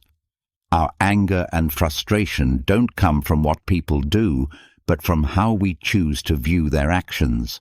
The world is naturally messy, unpredictable, and flawed. It was never meant to function according to our preferences. Trying to mold it to our will only leads to suffering. Let's consider a specific case. Imagine you spent days preparing for a vital presentation. You gave it your all, but right before it began, the colleague in charge of the supporting materials made some critical mistakes or left out important content. The initial reaction might be overwhelming frustration. You might think, how could they be so careless after all my effort? But from a Stoic viewpoint, this reaction doesn't serve you. The mistake has already happened, and blaming someone else only increases your distress. A more empowering response would be to ask, what can I do right now to make the best of this situation? Accepting that people make mistakes allows you to stay calm and think clearly, which in turn helps you find better solutions. Stoicism teaches that our focus should remain on what we can control. Marcus Aurelius, the Stoic emperor, advised that we begin each day by reminding ourselves we will likely encounter rudeness, ingratitude, arrogance, betrayal, hostility, and selfishness. These aren't exceptions to the rule, they are part of life. He explained that such behaviors stem from ignorance, from a lack of understanding about what is truly good or bad. By anticipating these imperfections, we mentally prepare ourselves to respond with patience and strength. This isn't about being negative, it's about being realistic and equipping ourselves emotionally to handle life's unpredictability. Embracing the world's imperfections can also change the way we handle everyday conflicts. When someone fails to keep a promise, rather than immediately feeling betrayed, you can remind yourself that everyone is fighting battles you can't see. If you're feeling misunderstood, resist the urge to become defensive. Instead, calmly try to clarify your thoughts. Perhaps the other person didn't mean to offend, but simply didn't grasp your perspective. If someone is rude or critical, ask yourself whether their words truly injure you or whether it's your own interpretation that's creating the pain. To accept imperfection doesn't mean we stop trying to grow or improve the world around us. On the contrary, this mindset liberates us. When we stop demanding that others meet our personal standards, we free ourselves from constant disappointment and can instead invest our energy in what truly matters. Take personal relationships, for example. We often expect our partner to understand us completely, to instinctively know our feelings and needs. But even the most loving person can't read your mind. When you stop blaming them for not meeting your unspoken expectations and instead ask yourself whether you could express your needs more clearly, you not only reduce frustration, but also strengthen your relationship through better communication. When we truly embrace imperfection, we begin to find beauty in flaws. The co-worker who forgets deadlines, the friend who lets you down, the stranger who speaks harshly, all of these become chances to practice compassion and resilience. Ask yourself, have I ever made mistakes? If you desire understanding and forgiveness from others, shouldn't you be willing to extend the same to them? This shift in thinking reminds us that every human being is flawed, just as we are, and most are doing the best they can with the circumstances they face. Seneca, another great Stoic thinker, said that true freedom belongs to the brave. Having the courage to face and accept imperfection is not only a sign of compassion, it is a key to inner peace. You don't need a perfect world to be happy. When you stop expecting perfection from people or from life, you take a massive weight off your shoulders. Marcus Aurelius noted that your life's happiness depends on the quality of your thoughts. By training your mind to accept life as it is, not as you wish it to be, you begin to find peace amidst the chaos.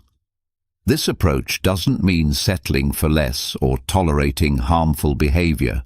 Rather, it's about mastering the art of living, one based on clarity, patience, and wisdom. As we start to accept the world's flaws, we arrive at a deeper realization. The way we feel about life's events is not dictated by the events themselves, but by our internal responses. This leads us to an even more personal challenge, learning to take responsibility for our emotions. The outside world is full of disorder, and people will often fail to meet our expectations. Things will rarely go exactly as we plan, but must these things shake us to our core? Accepting life's external imperfections is one part of the equation. The more difficult and more rewarding part is learning to regulate how we respond emotionally to what happens around us. This brings up a vital question. Who really controls your feelings, you or the circumstances you encounter? Stoic philosophy urges us to confront this truth head-on. Picture yourself standing in a crowded supermarket line on a hectic weekend. The place is buzzing with noise and stress. Suddenly, someone cuts in front of you without saying a word. No apology, no acknowledgement. Almost immediately, you feel a surge of irritation. You might think, "How rude." The impulse to speak up angrily or to stew in frustration is strong. But here's where you can take a pause and reflect. Is this person's inconsiderate action really worth disrupting your peace? They may have acted poorly, but your emotions are still your responsibility. Why should you allow their behavior to take charge of how you feel? If you choose calmness, you'll notice something powerful. The irritation begins to melt away. That person may continue without ever realizing what they did, but their behavior no longer has any control over your mood. The cue may take a few minutes longer, but your inner stability remains untouched. What could have been a spark for hours of negativity turns into just another moment in the day, easily forgotten. Every day, we unknowingly give others control over our emotions. A harsh comment, a dismissive look, or a forgotten favor can make us feel hurt or angry. But why do we give other people such power over our emotional state? Marcus Aurelius, emperor and philosopher, reminded us that we have complete control over our minds, even if we can't control outside events. In that control lies our strength. His insight reveals a timeless truth. While you can't determine how others behave, you always have the power to choose how you respond. Think back to a time when you were unjustly criticized, maybe at work or by someone close to you. The natural reaction might have been anger, maybe even a desire to defend yourself. But imagine if, in that moment, you had reminded yourself that your value doesn't depend on one person's opinion, and that your peace of mind is not up for negotiation. That would change everything. How can we begin to develop this level of emotional mastery?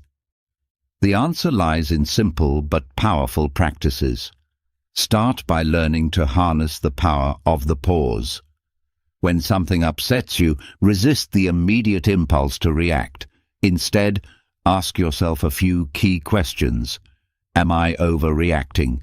Or, is this moment really worth disturbing my peace? This brief pause, though seemingly small, creates a vital gap between the trigger and your response.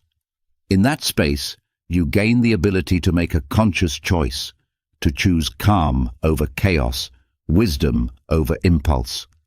Another deeply effective approach, one rooted in ancient Stoic tradition, is to keep a daily journal of your emotions. Each evening, take a few quiet moments to reflect. Ask yourself, what stirred my emotions today? What situations challenged my inner balance? How did I respond, and could I have chosen a wiser response? This daily practice is more than just writing. It's a mirror into your emotional life. Over time, it reveals patterns, moments where you consistently lose your composure, and gives you the clarity and discipline to change your reactions. Slowly but surely, this builds a resilient mindset. Owning your emotions is the cornerstone of a more peaceful life. The truth is, no one can truly make you angry or upset unless you give them that power. The Stoic emperor Marcus Aurelius captured this timeless wisdom when he wrote, "If you are distressed by anything external, the pain is not due to the thing itself, but to your estimate of it, and this you have the power to revoke at any moment." These words are not just theory, they are a call to action. They remind us that emotions, while powerful, are our possession. They are not the result of what someone else says or does, but of how we interpret and internalize the situation. Your peace of mind is your responsibility. When you learn to protect it, fiercely but calmly, you will find that very little in this world can truly disturb your inner spirit. So ask yourself, does this way of thinking resonate with you?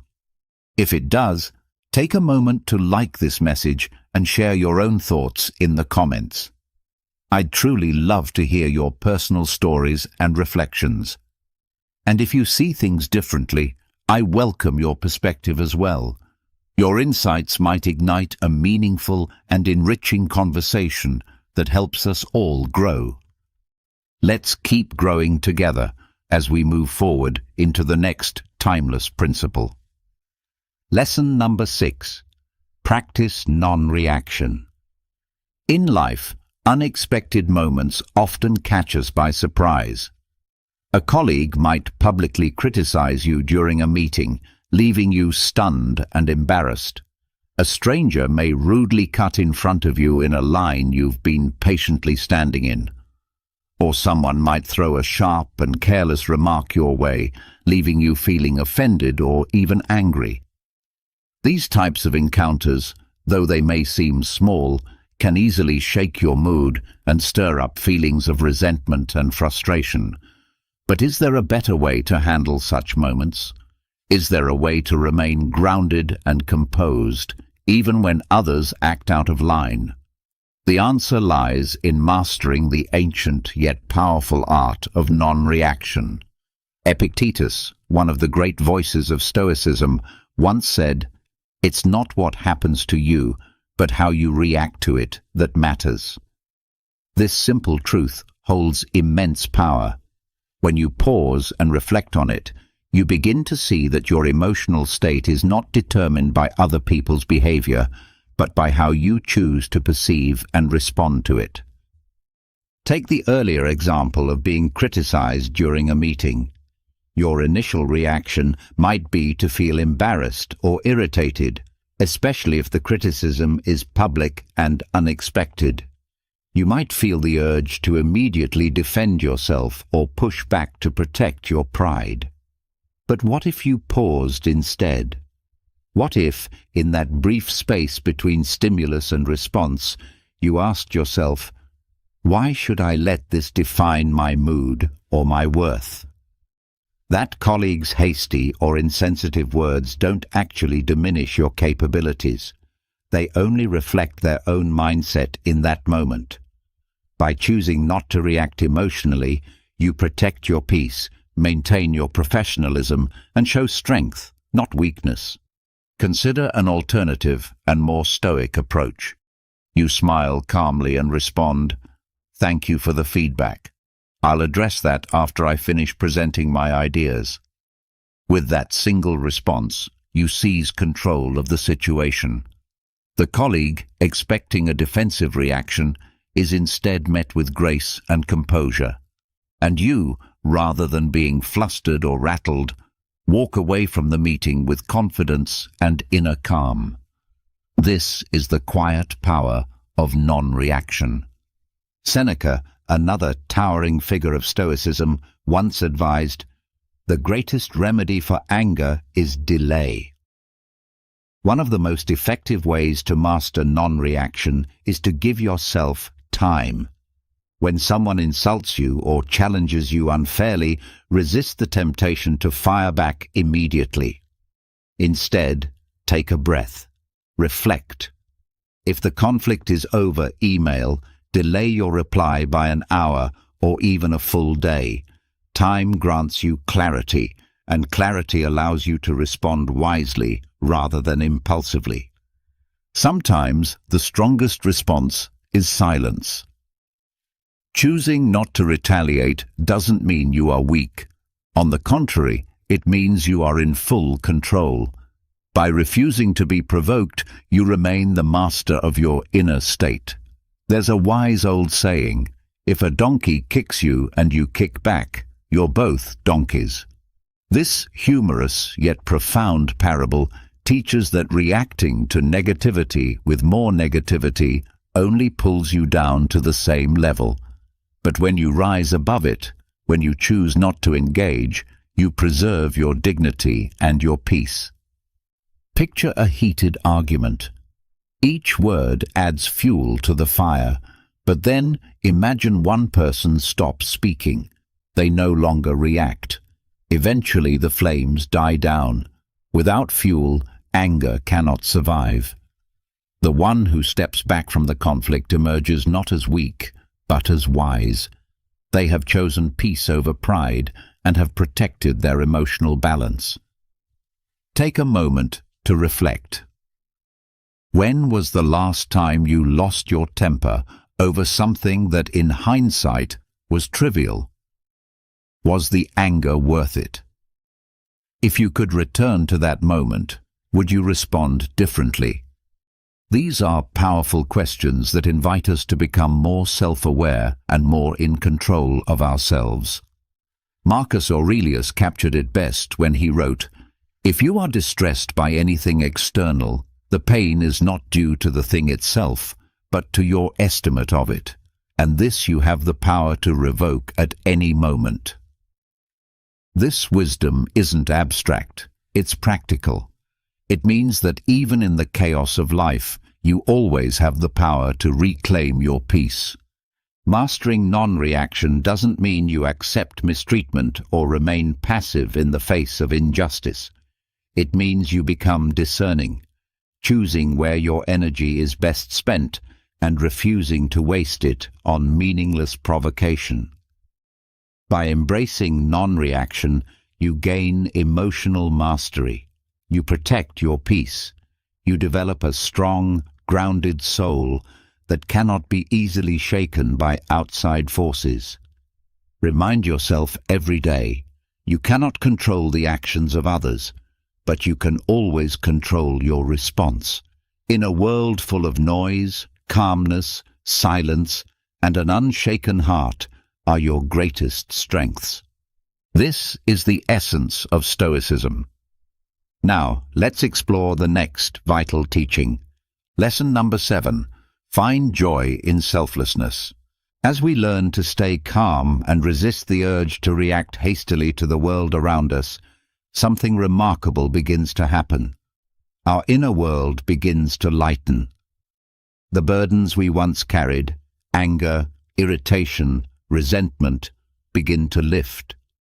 The things that used to trigger us now feel like minor ripples in the vast river of life. And in that space where bitterness used to reside, something new and beautiful takes root. A quiet, radiant joy. The joy of understanding, of compassion, and of giving without expectation. As our hearts soften and open, we make room for empathy and love. We begin to see that sometimes the most powerful way to protect our peace is to simply forgive, to let go, to offer kindness even when it is not returned. This is not weakness, it is transcendence.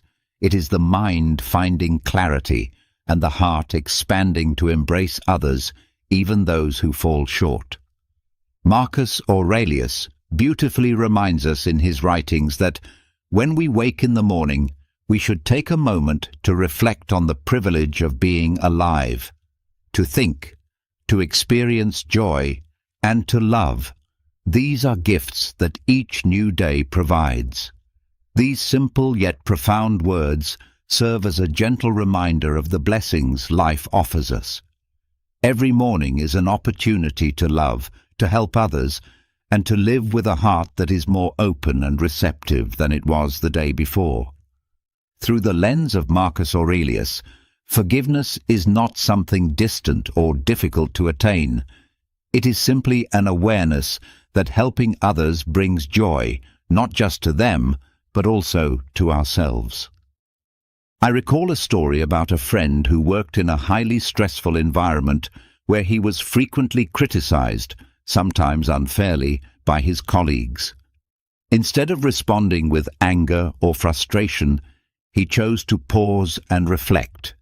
He asked himself, "Are they going through something that I don't know about?"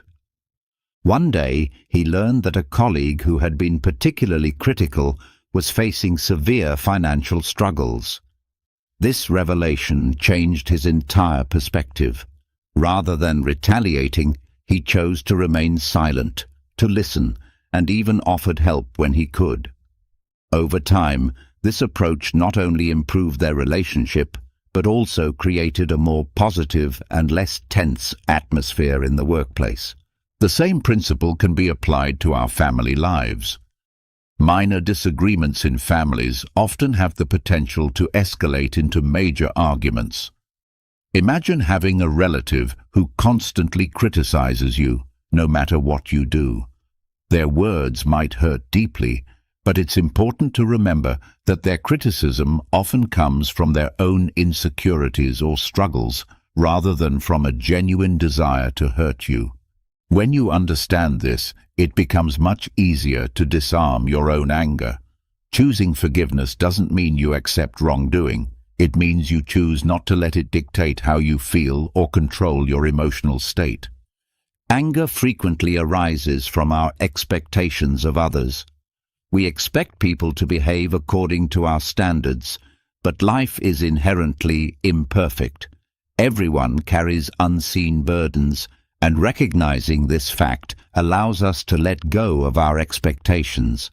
Once these expectations fade, there is no longer a reason for anger to take root. The beauty of forgiveness is that it not only helps us move beyond anger, but also brings a deep sense of joy and relief. Reflect for a moment. Can you recall a time when you helped someone without expecting anything in return? How did it feel? It was likely a peaceful, fulfilling experience, one that brought a sense of purpose and joy that surpassed any material reward. Epictetus once wisely stated, "No man is free who is not master of himself." Practicing forgiveness is not only about giving to others, it is about reclaiming control over our own emotions. It is a form of spiritual freedom, a state of peace that cannot be bought with material wealth. Modern research supports this idea. People who regularly engage in acts of kindness and selflessness report higher levels of happiness. The teachings of Stoicism, which have endured for millennia, understood this truth deeply. Forgiveness is not merely a moral virtue, it is a path to a fuller, more meaningful life. Take a moment to ask yourself, can I see this situation from the other person's perspective? What might be driving their behavior? These questions, when practiced regularly, can help ease discomfort and foster understanding. When was the last time you helped someone without expecting anything in return? How did it make you feel? Reflecting on such moments can guide you toward practicing forgiveness daily. It doesn't have to be a complicated or difficult process. Sometimes It's as simple as showing patience with someone's carelessness or refraining from trying to control things that are beyond your power. Instead of clinging to anger, focus on bettering yourself. When you extend kindness to someone, be grateful for the opportunity to do so and let go of any resentment. Seneca, in his timeless wisdom, beautifully said, "Wherever there is a human being, there is an opportunity for kindness. Wherever life places us, we have the chance to offer compassion. Choose forgiveness, not just for others, but also for yourself." Through giving and understanding, we build a better world for both ourselves and those around us. Forgiveness is not just an action. It is the key to living freely and peacefully.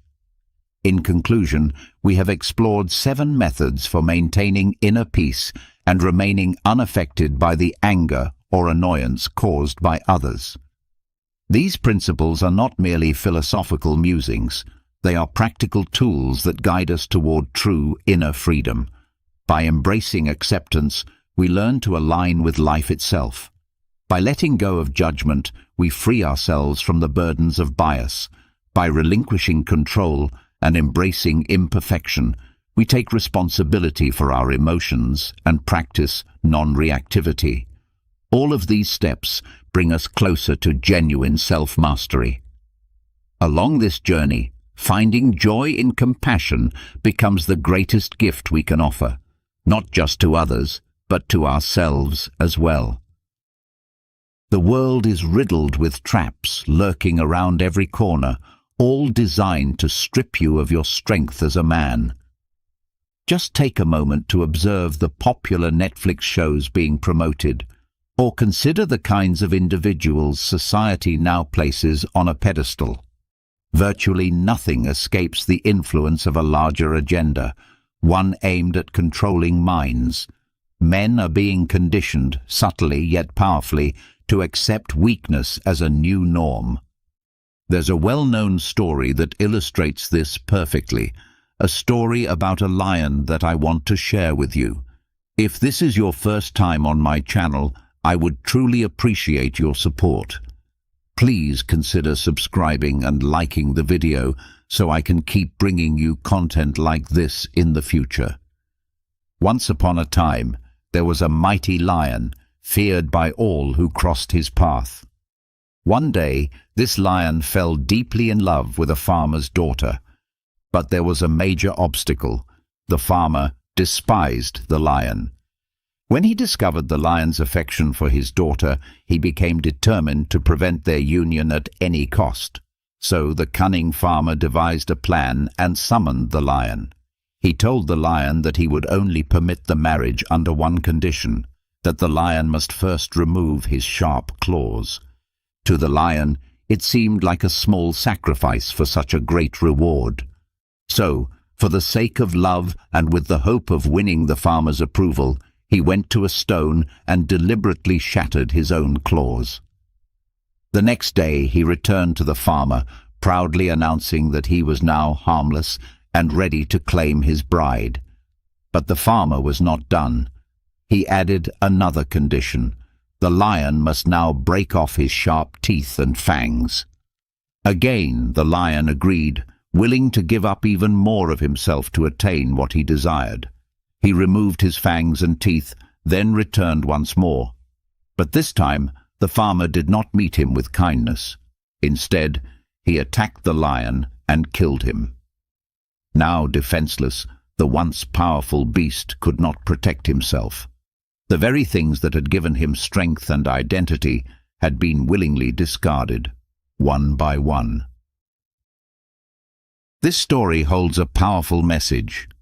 Brothers, the world we live in today is no different.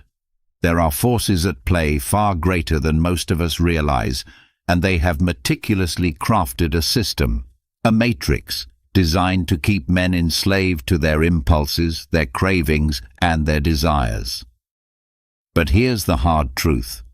You can blame the farmer, you can point fingers at the elite and the system all you want. But in the end, It was the lion who made the choice to surrender. Voluntary discipline is the sacred virtue every man must embody, whether in his professional ambitions, financial journey, or romantic life. Every man is born with a deep desire to feel powerful, assertive, and in control.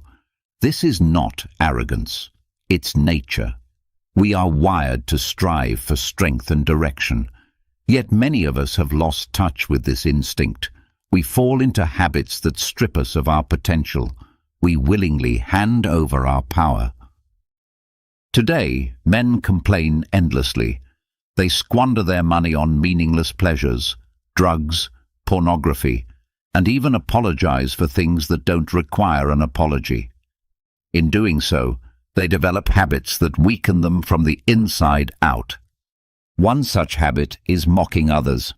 This isn't a topic that gets much attention, but it's crucial. As a man of high value, you should never elevate yourself by tearing others down. Mocking others in an attempt to look superior reveals insecurity and a lack of respect.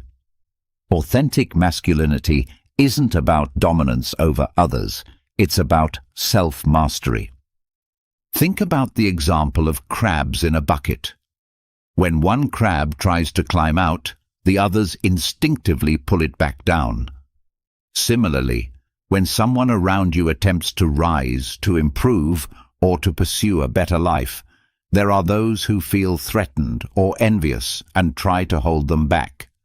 That kind of behavior is neither noble nor productive. If you find yourself making fun of others, understand this: in that moment, you are placing yourself beneath them, period. That doesn't mean you should ignore mistakes or never correct others, but correction should come from a place of guidance, not ridicule. As a man, it is your duty to mentor and uplift your brothers, not to belittle them. Leave behind grudges, hidden motives, or superiority complexes.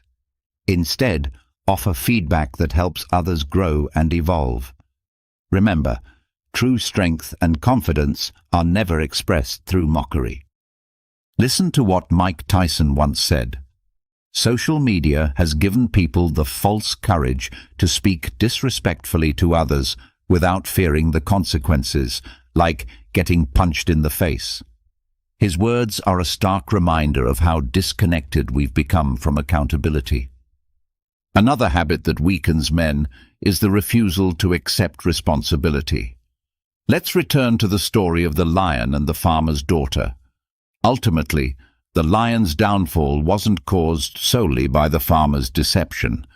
The real reason lies in the lion's failure to embrace his responsibility. His duty was to live as the powerful predator he was created to be. His claws and teeth were not just weapons, they were symbols of his identity and nature. But he chose to abandon that for acceptance. Many of us do the same in our lives.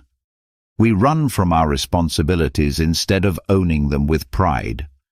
But responsibilities are not burdens. They are the very foundation of who we are as men. I want you to say this out loud. I will honor my responsibilities with pride because they define me as a man. The moment you decide to escape your duties is the moment you choose to abandon your masculinity. Never forget this truth. The price of greatness is responsibility. Hear it again. The price of greatness is responsibility. This principle not only strengthens your own identity, but it also brings stability and growth to those around you. Responsibility should not be something we avoid or hand off to others. It should be embraced as the very path to fulfillment, greatness, and becoming the men we were always meant to be. There's a tendency among many men today to run from failure. This has become a real challenge in our time. Most men would rather stay in their comfort zone than step into the discomfort required for growth. But remember, real growth often involves pain and is usually disguised behind what we perceive as failure. Think about the well-known story of the man who digs in search of diamonds. He has no idea how far beneath the surface those diamonds lie, but he keeps digging. At first, it's just more dirt. Every scoop feels like nothing's changing, but with persistence, after hours or even days, he eventually uncovers what he's been searching for. The same is true for us. Brothers, understand that failure is not the end. If you carry the mindset that failure is final, you can be certain you will never achieve anything meaningful. Anything worth having comes with a cost. Let's say you launch a business. In the early stages, you may run into what seems like countless failures, struggling to understand how the business works, learning to attract and retain customers. But if you stay in the game long enough and continue to rise from those temporary setbacks, growth becomes inevitable. It's the same when dealing with women. In the beginning, you might come off as awkward or unsure of yourself. You may not know how to carry a smooth interaction, but your success lies beyond those early uncomfortable moments. These are just small prices a man must pay. Strength demands payment, and the payment is often temporary defeat. Many of us were raised to feel ashamed of our mistakes, to fear failure, and to constantly search for someone to blame. It's not my fault, we say. That person is the reason. These are the thoughts of someone who is not willing to take ownership. I want you to remember this quote. Write it down if you must. A weak man is one who blames his failure on the strength of others.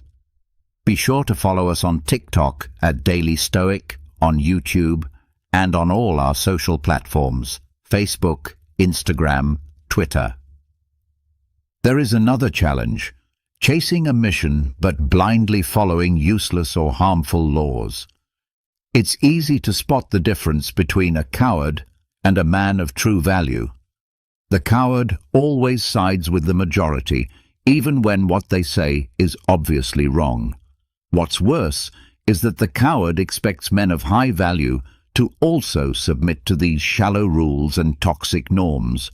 But a man of substance doesn't just follow, he examines, reflects, and decides based on reason and his higher purpose.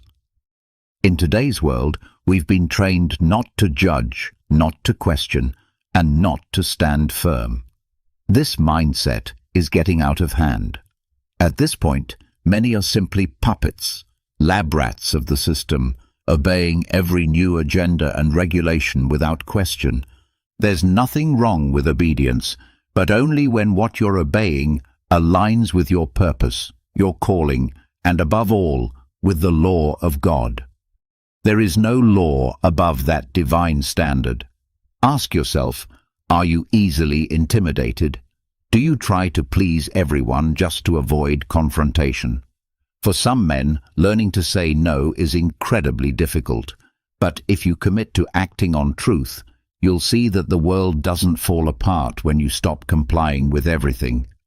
I've seen too many men live in fear within their own marriages, acting like their wives are tyrants, afraid to speak their minds or offer correction. That is a perfect example of unhealthy submission, one that strips away masculine strength and leadership. Now let's talk about body language. The concept of nonverbal communication is more important than you might think. This includes things like how you shake hands, your eye contact, the way you sit, how you walk, and how you move when engaging with others. People can often sense whether you're a strong or weak man without a single word being said. In a society that often pushes against traditional masculinity, it's more important than ever for men to be aware of how they carry themselves. Being intentional with your body means consciously projecting strength, confidence, and clarity. Stand tall, walk with purpose. Make solid eye contact when speaking. Be deliberate in your movements and maintain a commanding presence. Your body speaks before your mouth does. It's your first impression, your silent introduction. It has a powerful impact on how people see you and how they treat you. When you present yourself as a man with confidence and strength through your body language, people are less likely to try to exploit or disrespect you. This is a vital skill for any man who wants to succeed in relationships, business, and life in general. Lastly, let's talk about waste, specifically wasting your most valuable years. We often stress on this channel the significance of your younger years, your 20s and into your 30s. These are your golden years, the prime time to build, to establish, and to grow. Think of a farmer planting seeds. He doesn't expect the fruit to grow the next day. In the same way, your 20s should be focused on sowing, emotionally, spiritually, physically, laying down the roots that will define your future. But here's the most important part. Don't expect to reap the rewards right away. Just keep planting, stay consistent, keep putting in the work. And before you even realize it, those seeds will begin to bear fruit. Don't rush the harvest. Keep planting, keep building, and before long, you'll find that you've created lush gardens and entire forests, environments that will attract the right kind of people, opportunities, and energy into your life. When I talk about sowing, I'm talking about pushing yourself, testing your limits, and challenging who you are now so that you can grow into who you're meant to become. This doesn't mean you have to grind non-stop, working 24 hours a day, 7 days a week. But it does mean you must remain aware that these early years are when your energy is at its peak, when opportunities to take bold risks are abundant. Take advantage of this season. Especially when you're young, it might feel like you're missing out on social trends or being part of a fast-moving culture when you're choosing instead to invest in yourself. But resist that temptation to blend in or to be distracted. You may not fully grasp it now, but with time and maturity, you'll deeply appreciate the discipline and focus you showed during these early years. To reinforce this truth, listen to what the wisest man who ever lived said about youth. Solomon once wrote these powerful words, "You who are young, be happy while you are young, and let your heart give you joy in the days of your youth. Follow the ways of your heart and whatever your eyes see, but know that for all these things God will bring you into judgment." In other words, enjoy your youth, but also live it with purpose and accountability. Now, let's talk about another common trap, being lazy and unproductive with your time. The way you organize your day, how you manage the hours you've been given, plays a significant role in your personal development. Ask yourself, what time do you go to bed? What time do you get up? How is your day structured? What do you do when you come home from work? These questions are not small details to be ignored until it's convenient. They are fundamental to shaping the life you want. If you're a man seeking growth and success, then every part of your day deserves intentional planning. Consider why the most powerful people in the world are so effective at constructing systems and influence, what some call the matrix. It's because every detail of that system has been carefully planned. In the same way, you must examine your daily life, the people you interact with, the environments you allow yourself to be in, and even the type of content you consume. If you are not intentionally planting strong, purposeful thoughts in your mind, you may unknowingly be giving open access to influences that weaken you from within. Laziness is one of the greatest threats to men today. Many of us have powerful ideas and ambitions about our future, about business, or about the kind of life we want to live. But if we do not take action, those dreams remain unrealized. Laziness has a way of creeping in slowly and subtly. It starts small, but if left unchecked, it spreads like a disease, silently eating away your potential. It holds you back from taking necessary steps and keeps you stuck in place. Always remember, brothers, that laziness only wins against the weak.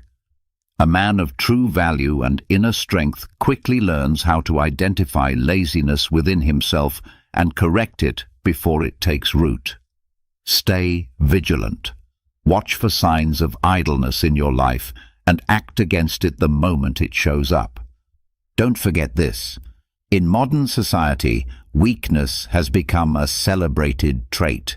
Weakness is praised and promoted, but strength remains your greatest virtue. Pursue strength relentlessly. Find strength in every situation, in every challenge. And most importantly, never forget that your ultimate source of strength is God.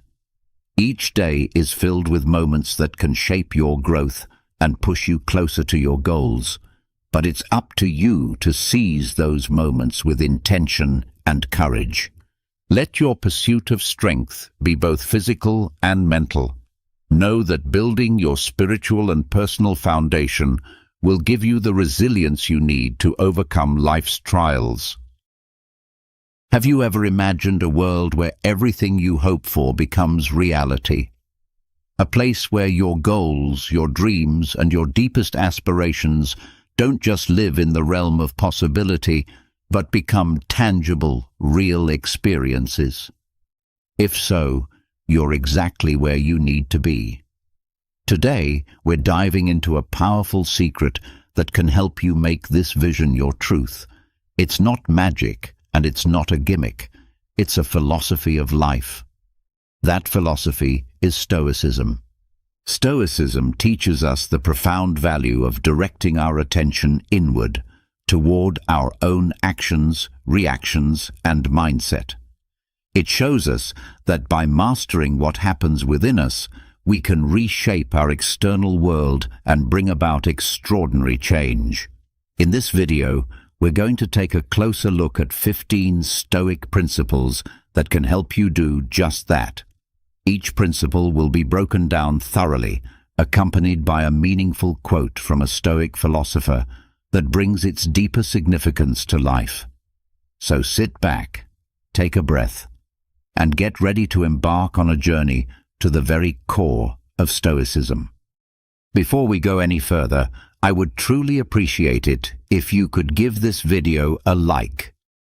It helps the message reach more people who might benefit from it. And if you don't want to miss any of my future content, be sure to subscribe and activate the notification bell. Let's begin with the first key, ataraxia. Ataraxia represents inner peace, a state of serene calmness. The Stoics regarded it as one of the highest forms of happiness. The term, originally Greek, is often translated as tranquility or imperturbability. To the Stoics, true happiness could never be found in fleeting pleasures or in the approval of others. Instead, it lives in the quiet peace of a well-ordered mind. Ataraxia comes from accepting life as it is, without the constant need for things to be different than they are. It's the understanding that while we cannot control external events, we have absolute power over our interpretation and response to them. When we release ourselves from the grip of unrealistic expectations and embrace the present moment for what it is, we begin to experience true peace. The Stoic philosopher Epictetus once said, "It's not things that disturb us, but our opinions about them." This insight reminds us that our emotional stability and inner harmony depend not on what happens to us, but on how we choose to interpret those happenings. By cultivating ataraxia, we stop wasting energy on what we can't control and start directing our focus to what genuinely matters, our own personal growth and inner development. Now we move on to the second Stoic key, amor fati, which means to love one's fate. Amor fati is more than acceptance. It's the act of embracing everything that life hands us, both the joyful and the painful. Rather than resisting hardships or mourning the misfortunes that cross our path, Stoicism teaches us to see these experiences as essential parts of our journey. Amor fati is about perceiving every moment, no matter how challenging, as meaningful and necessary for our evolution. It is about recognizing that each twist in the road is a step toward becoming the person we are meant to be.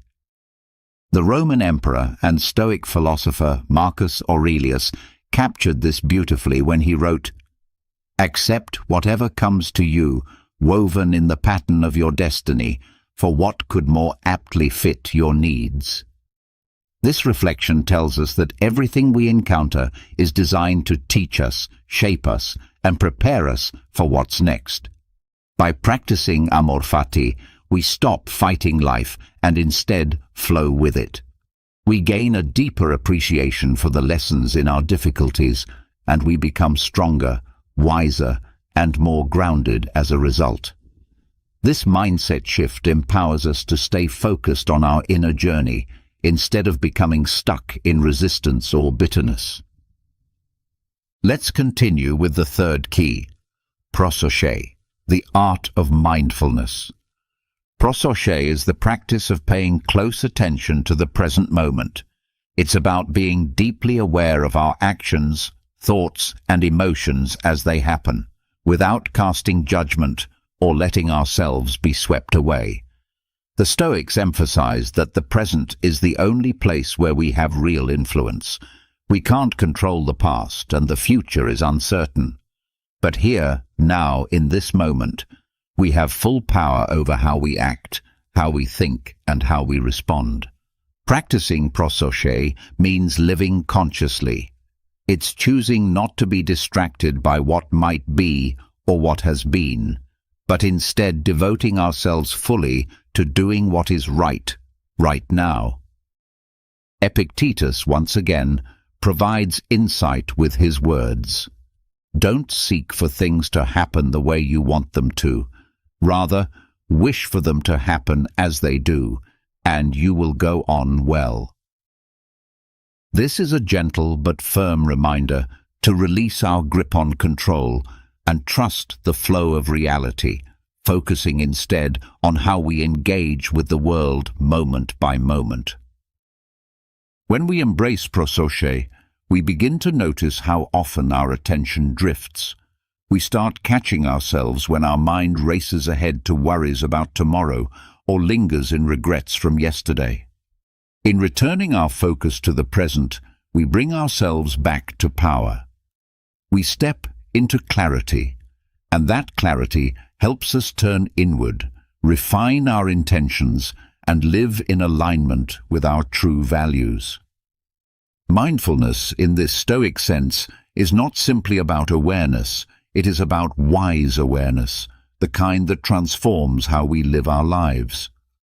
Finally, we arrive at the fourth key, eudaimonia, what the Stoics referred to as the good life.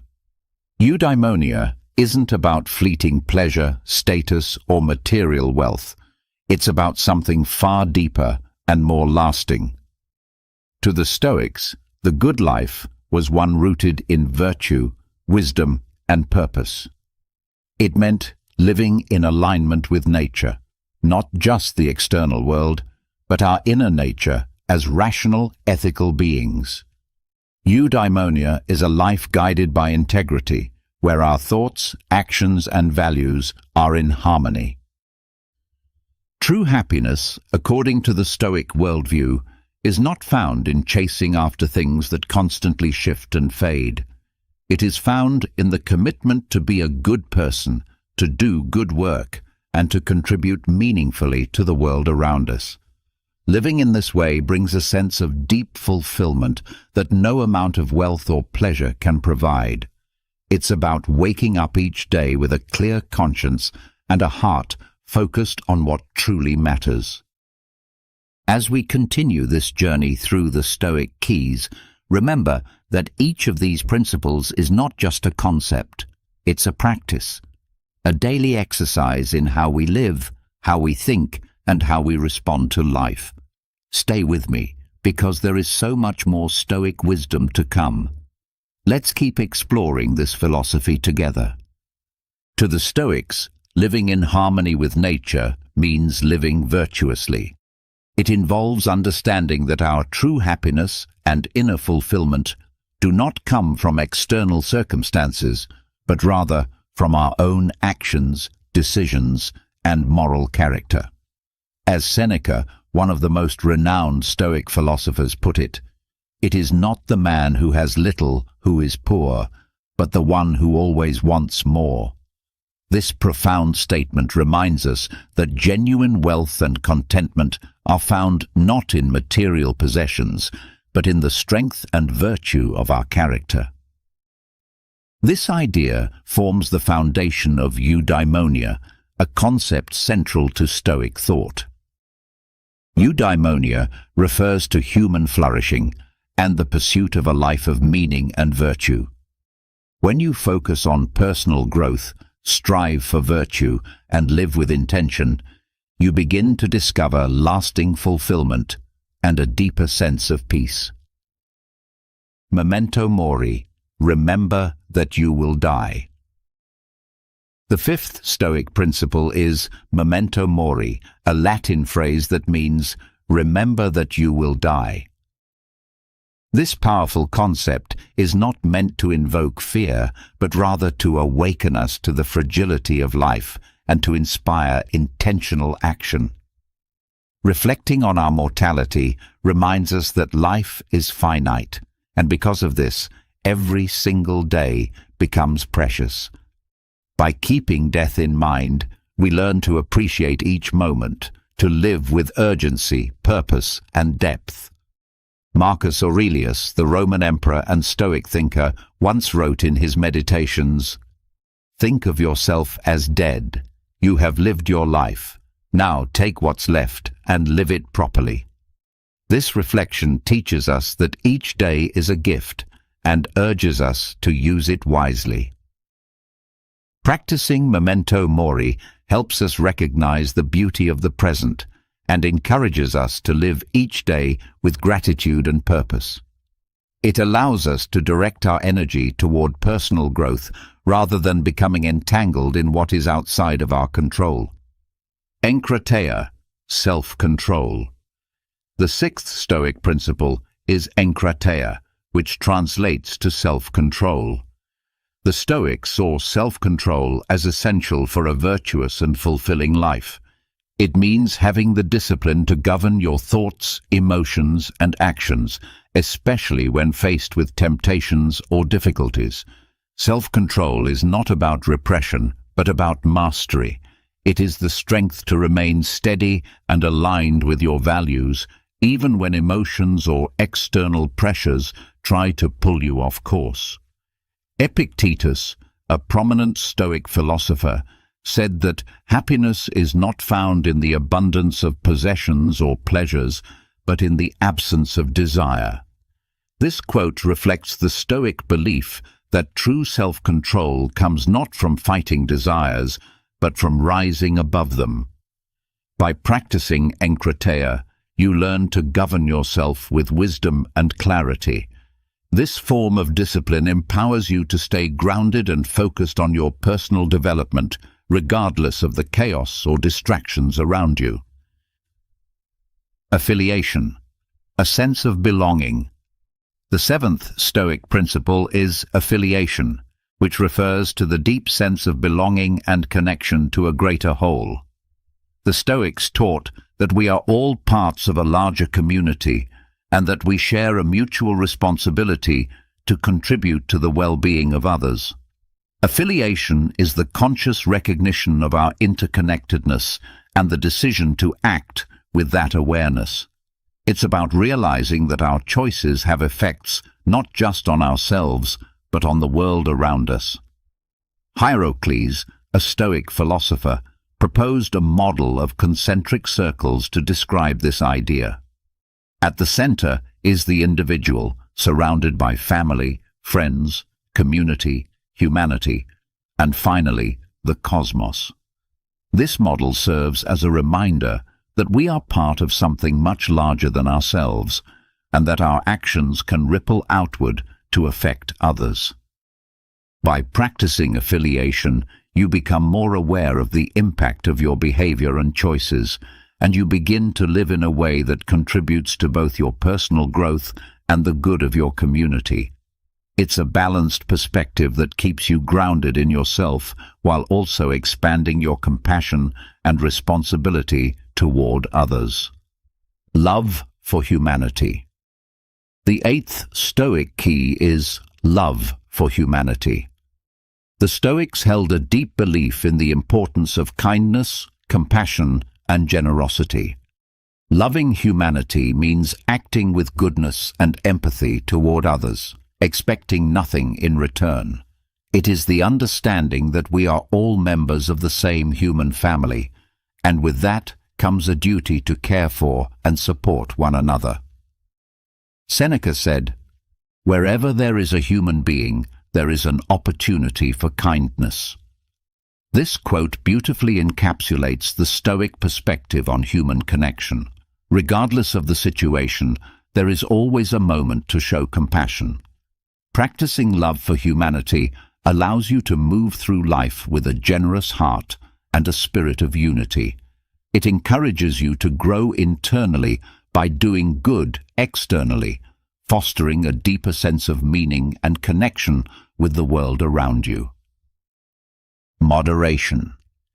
The ninth Stoic principle is moderation.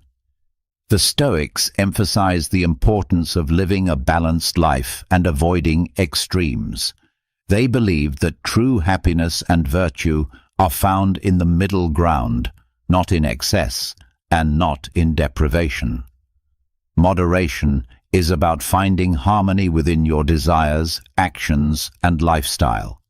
It is the wisdom to know when enough is enough, and the strength to maintain equilibrium in the face of temptation or hardship. By practicing moderation, you create space for peace, clarity, and thoughtful living. You are no longer ruled by cravings or impulsive behaviors, but are instead guided by reason and virtue. This balanced approach helps you grow internally while maintaining a steady and focused life path. Moderation allows you to develop a life of stability, wisdom, and inner freedom, hallmarks of the Stoic way.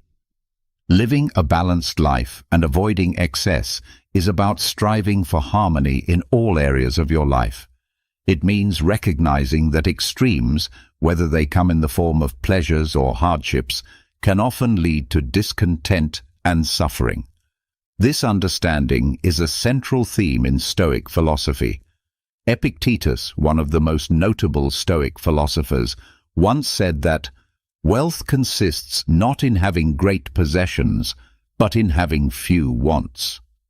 This insight teaches us that genuine wealth and lasting happiness are not found in acquiring material things or indulging in pleasure, but in leading a life of moderation and balance.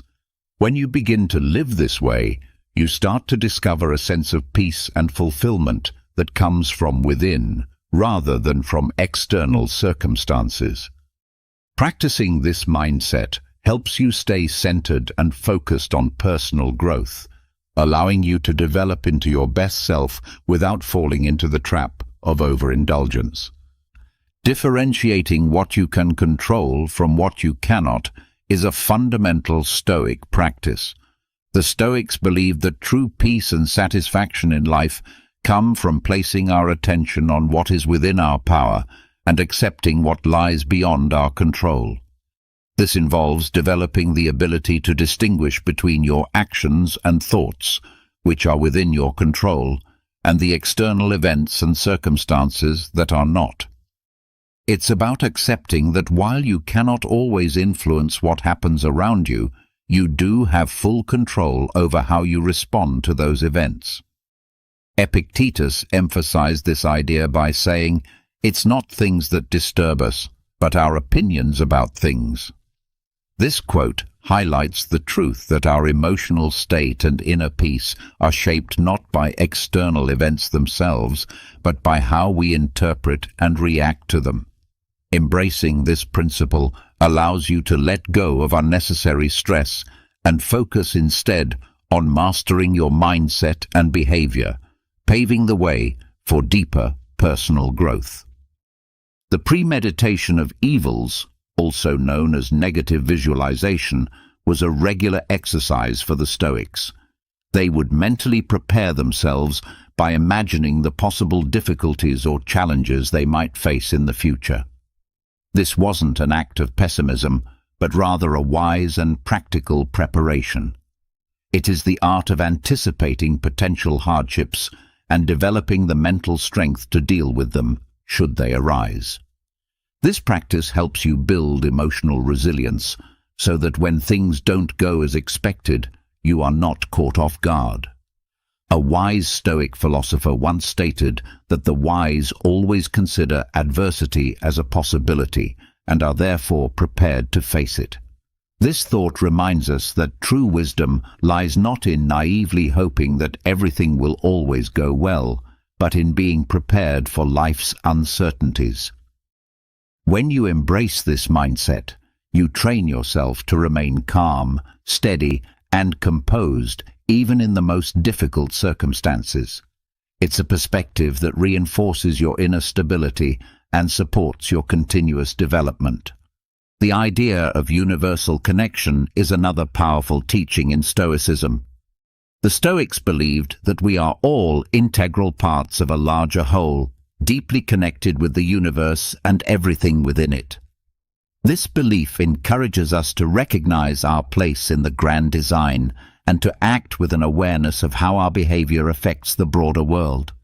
It's about understanding that every choice we make ripples outward and touches the lives of others and the balance of the universe itself. Marcus Aurelius, the Stoic Roman emperor, wrote in his Meditations, "What is not good for the hive is not good for the bee." This quote serves as a reminder that we are not isolated individuals. Our well-being is tied to the collective well-being of the world around us. By living with this awareness, you begin to act more responsibly and with greater compassion, making choices that not only benefit you, but also support the greater good. This viewpoint encourages a life of purpose, empathy, and unity, all of which are essential for personal development and inner peace. Arete, often translated as the excellence of character, is at the heart of Stoic philosophy. The Stoics taught that the ultimate goal of life is to develop a virtuous character and live in alignment with nature. Arete is the daily practice of nurturing your inner virtues and staying true to your values. It's about understanding that real happiness and contentment don't come from external success or circumstances, but from your own character and the way you live your life. Epictetus spoke of this when he said, "Do not seek for events to happen as you want them to. Rather, want them to happen as they do, and your life will go smoothly." This wisdom reminds us that peace and happiness are not determined by the world around us, but by how we choose to respond to it. When you commit to practicing arete, you focus on becoming a person of integrity, wisdom, and virtue. It's a lifelong journey of self-discipline and inner growth, one that leads to true fulfillment. The principle of duty is a central tenet in Stoic thought. The Stoics believed that each person has a moral responsibility, not only to themselves, but also to others. Living by this principle means honoring your roles and responsibilities, not out of fear or obligation, but because it is the right and virtuous thing to do. It involves understanding that your actions have consequences, not just for you, but for the people and world around you. Fulfilling your duty with integrity strengthens your character and creates a positive ripple effect in the world. It's about living in a way that is consistent with your values, being reliable, and doing your part to contribute to the greater good. This sense of duty brings clarity, purpose, and a deep sense of inner satisfaction, and it is essential to living a life of virtue and personal excellence. Marcus Aurelius, the Stoic philosopher and Roman emperor, reflected in his meditations that one should do what is in harmony with the nature of a good man. This quote serves as a powerful reminder that our responsibility is to behave in ways that reflect the virtues and nature of a morally upright person. By embracing this mindset, you can learn to carry out your responsibilities and obligations in a way that resonates with your inner values and ethical beliefs. Adopting this perspective enables you to remain centered on your personal growth and self-development. Logos, the principle of universal reason, forms the 15th and final essential element of Stoic wisdom. The Stoics believed in an underlying rational structure to the universe, a guiding logic known as the Logos. According to their view, the universe operates according to this built-in reason, and it is our task as human beings to live in accordance with this natural order. Practicing Logos means committing to the pursuit of truth and wisdom by means of rational thought and logical inquiry. It involves recognizing that our actions and decisions should be influenced by reason, rather than being swayed by fluctuating emotions or impulsive desires. Marcus Aurelius, in his Meditations, wrote that everything that happens in the way that universal nature wants it to happen. This statement reminds us that we must seek to understand the flow of universal logic and live in accordance with it, rather than resist or fight against it.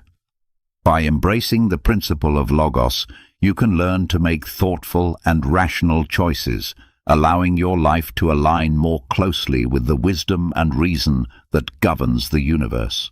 This approach not only grounds you in personal discipline, but also deepens your connection to the greater cosmic order, reinforcing your focus on self-mastery and purposeful living. We now arrive at the end of our journey through the 15 Stoic principles that guide us toward focusing on ourselves. Each one of these timeless teachings offers a unique insight into how we can lead a life that is not only fulfilling, but deeply meaningful.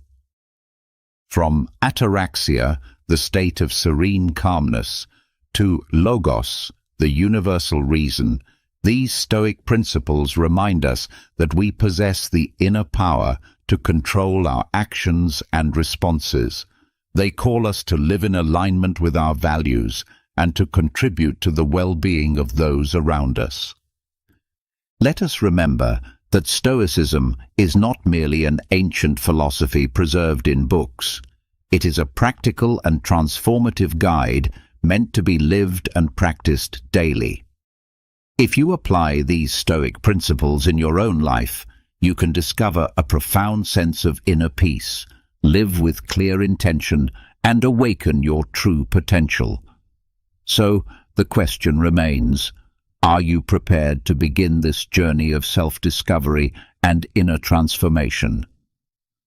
As the great Stoic thinker Seneca once said, "It is not because things are difficult that we do not dare.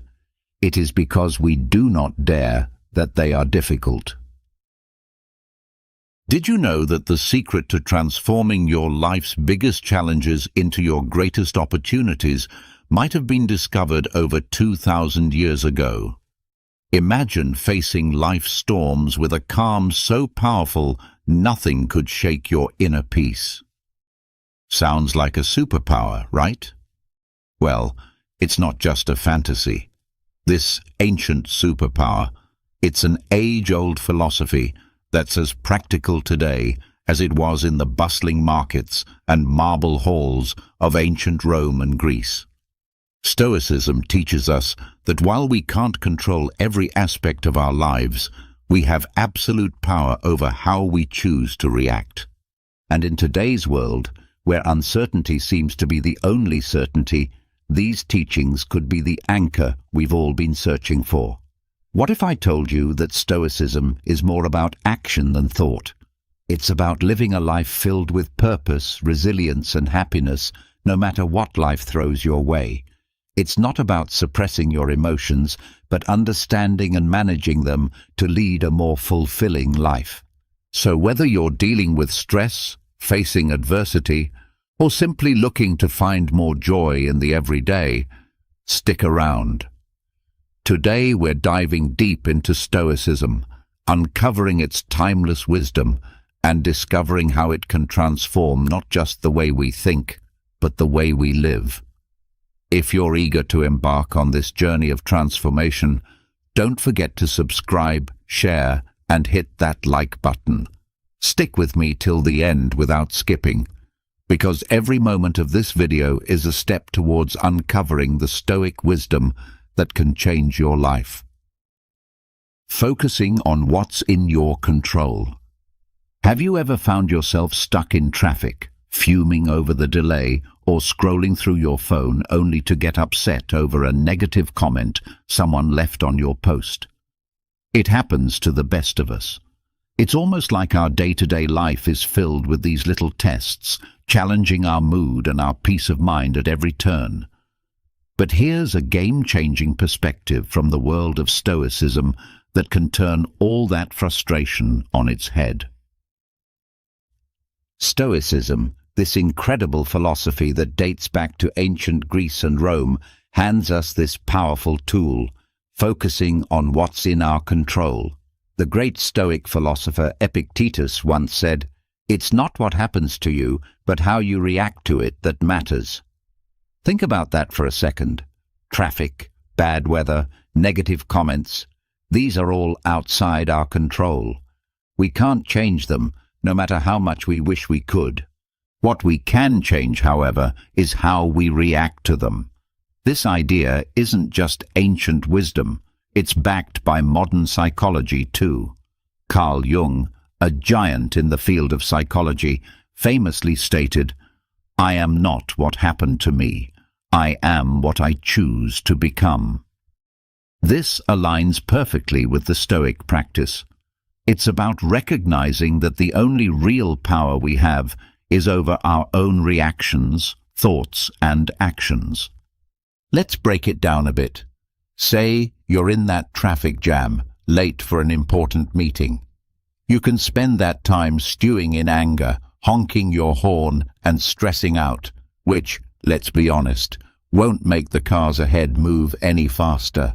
Or you can take a deep breath, accept the situation, and maybe use the time to listen to a podcast, an audiobook, or simply enjoy some music.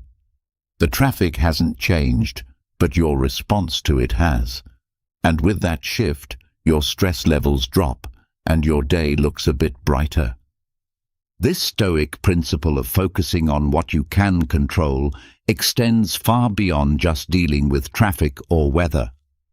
It applies to our personal goals, our reactions to others, and our approach to obstacles in life. As Marcus Aurelius, another Stoic heavyweight, reminds us, "You have power over your mind, not outside events. Realize this, and you will find strength."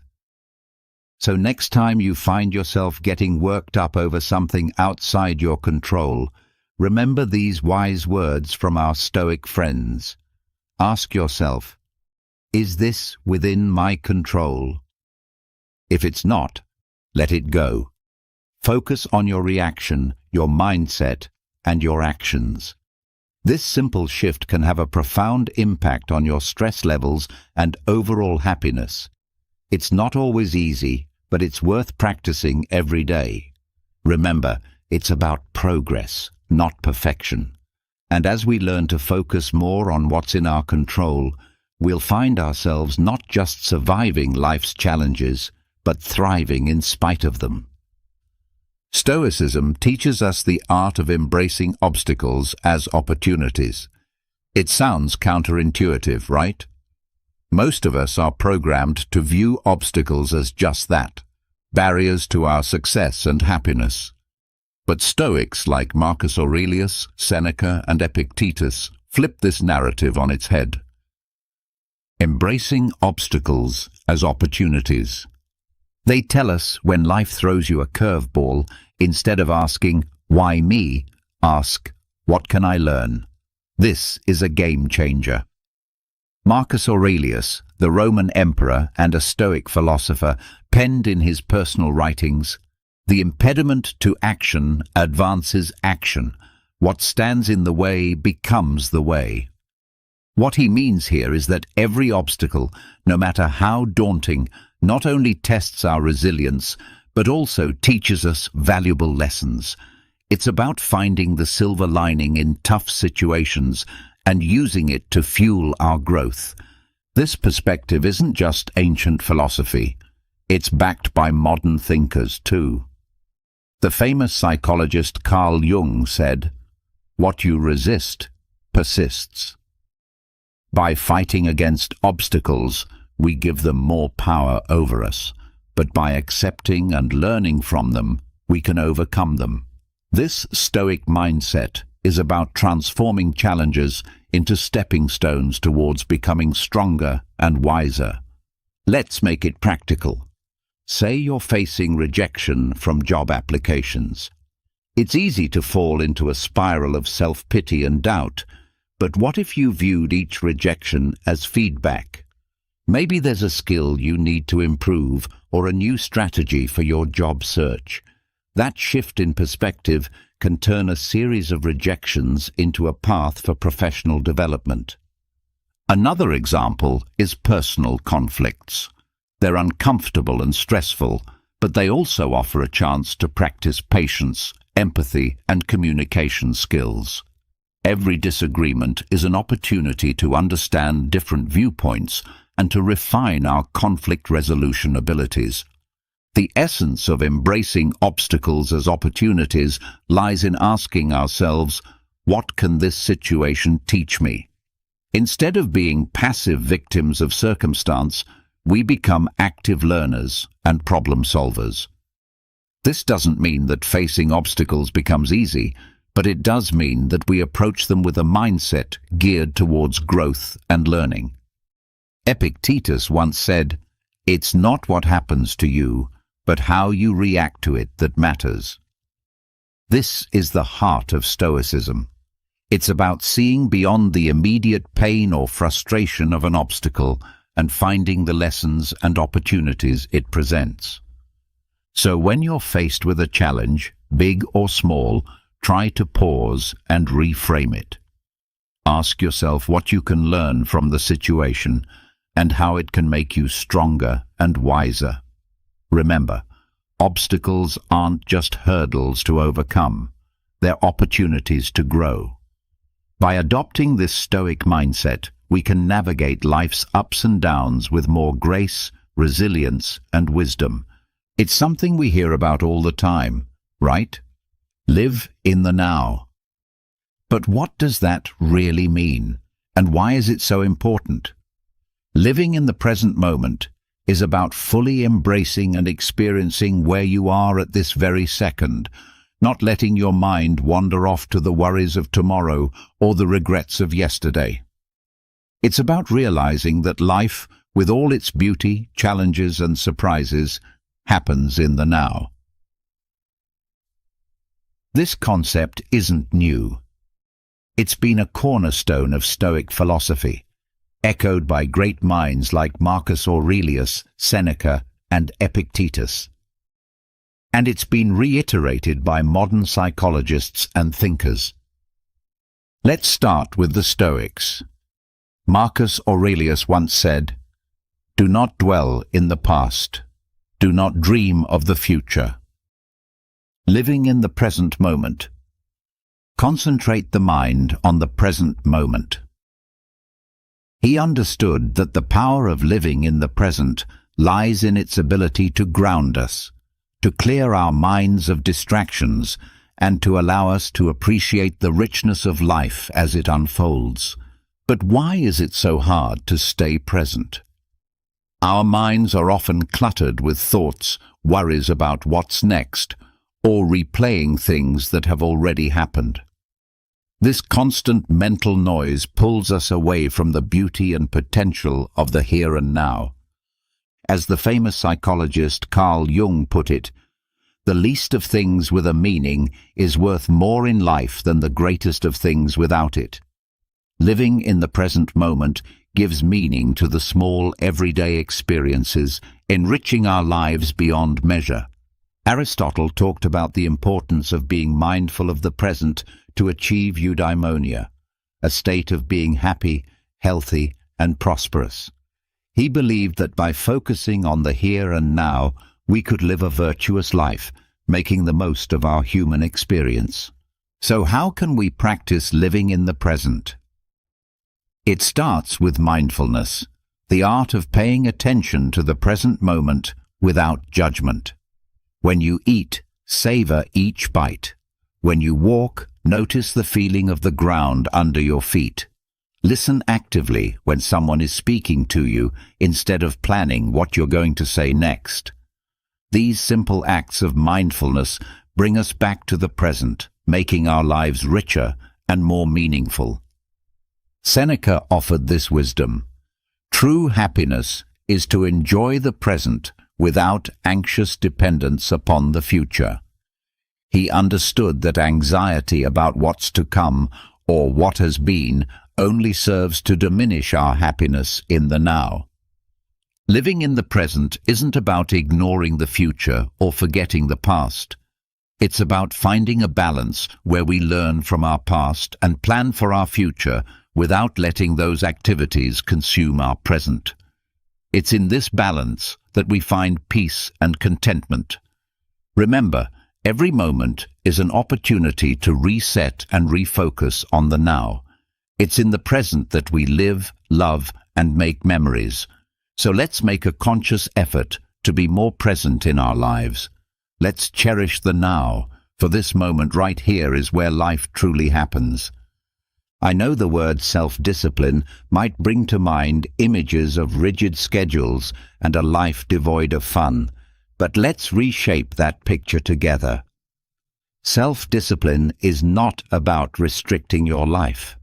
It's about empowering yourself to make choices that align with your deepest values and long-term aspirations. It's choosing what's right for you, not what's easy in the moment. At its core, building self-discipline is about mastery over ourselves. It's about saying yes to things that serve us and no to things that don't, even when it's tough. Think about it. Whether it's sticking to a workout routine, saving money instead of impulse buying, or turning off Netflix to focus on a project, these choices might not deliver instant gratification, but they pave the way for long-term satisfaction and success. Stoic philosophy has a lot to say about self-discipline. Marcus Aurelius, the Roman emperor and Stoic philosopher, once wrote, "You have power over your mind, not outside events. Realize this, and you will find strength." This powerful statement highlights the essence of self-discipline. It's about controlling our impulses, building self-discipline, emotions and actions despite the external temptations and distractions that life throws our way. Seneca offers wisdom on the subject too. He advises us to be steadfast and control our desires rather than being controlled by them. He understood that true freedom comes from within, from our ability to govern ourselves and our appetites. But why is self-discipline so critical? Aristotle, the ancient Greek philosopher, sheds light on this. He believed that we achieve excellence and virtue through habit. By practicing self-discipline, we cultivate habits that lead us toward our best selves. It's not about occasional acts of willpower, but about consistently making choices that reflect our values and goals. Building self-discipline also ties into modern psychological understanding. Carl Jung, a pioneer in psychology, emphasize the importance of integrating all aspects of our personality to live fully. This integration requires self-discipline, as we must navigate the desires of different parts of our psyche, choosing paths that contribute to our overall well-being and growth. So how can we build self-discipline in our daily lives? Start small. Pick one area you want to improve, whether it's your diet, exercise routine, or spending habits. Set clear, achievable goals and take it one day at a time. Remember, every time you make a choice that aligns with your goals, you're building the muscle of self-discipline. Epictetus reminds us, "No great thing is created suddenly." Self-discipline is built through small, consistent actions. It's about progress, not perfection. Every day presents new opportunities to practice self-discipline, to choose actions that move us closer to who we want to be. Building self-discipline is a journey. It's about finding balance between what we want now and what we want most.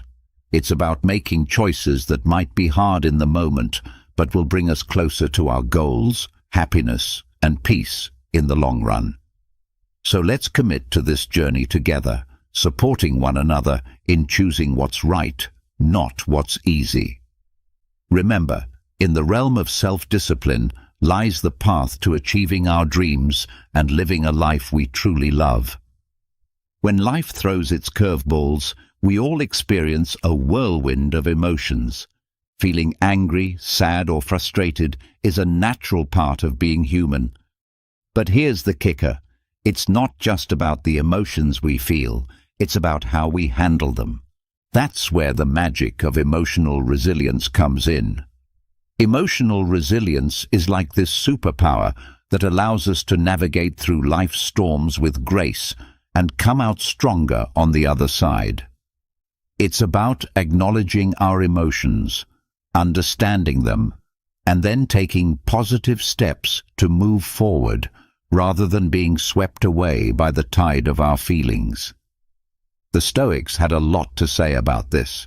Marcus Aurelius, for example, reminds us, "You have power over your mind, not outside events. Realize this, and you will find strength." This profound insight touches the essence of emotional resilience. It's about recognizing that while we might not have control over what happens to us, we have control over how we respond. Developing emotional resilience. Our emotions don't have to control our actions. Seneca offers wisdom on facing adversity without losing our composure.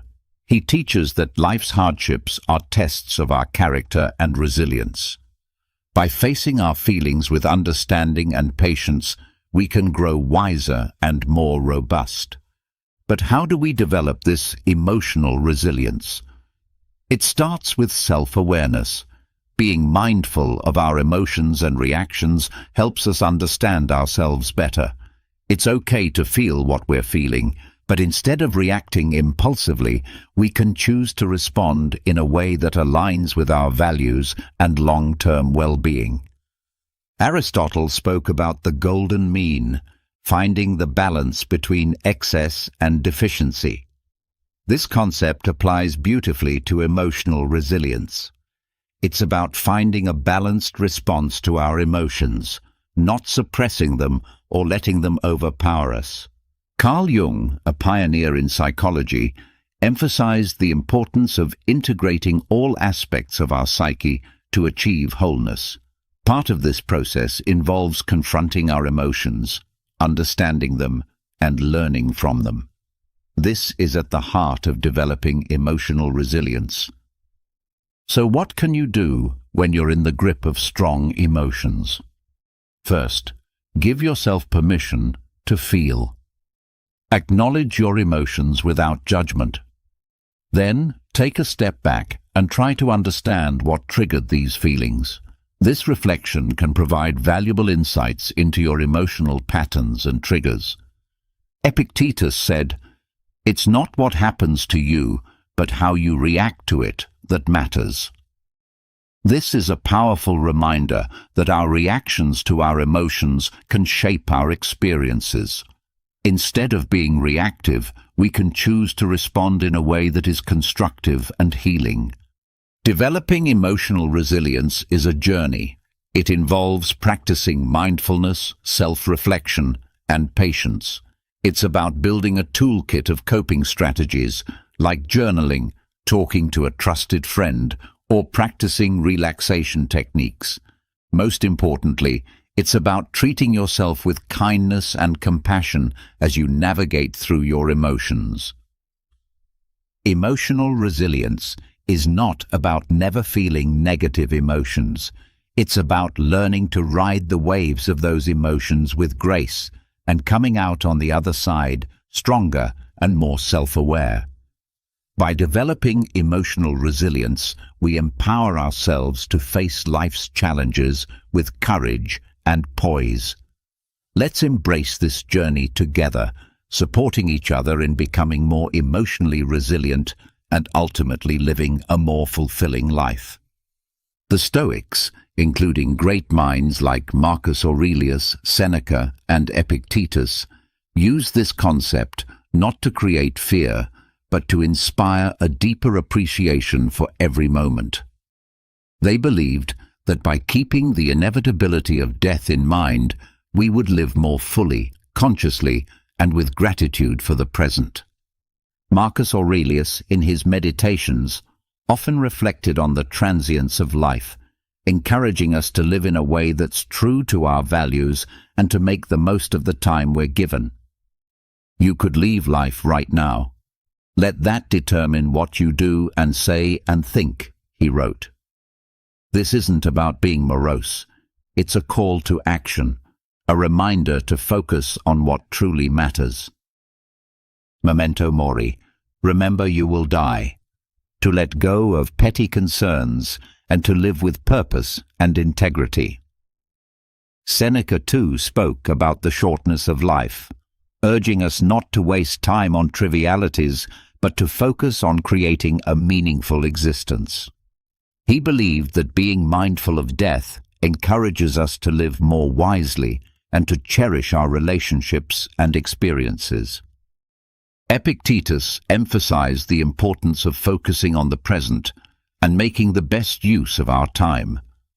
By remembering that we won't live forever, we're more likely to live ethically and to appreciate the beauty and richness of life.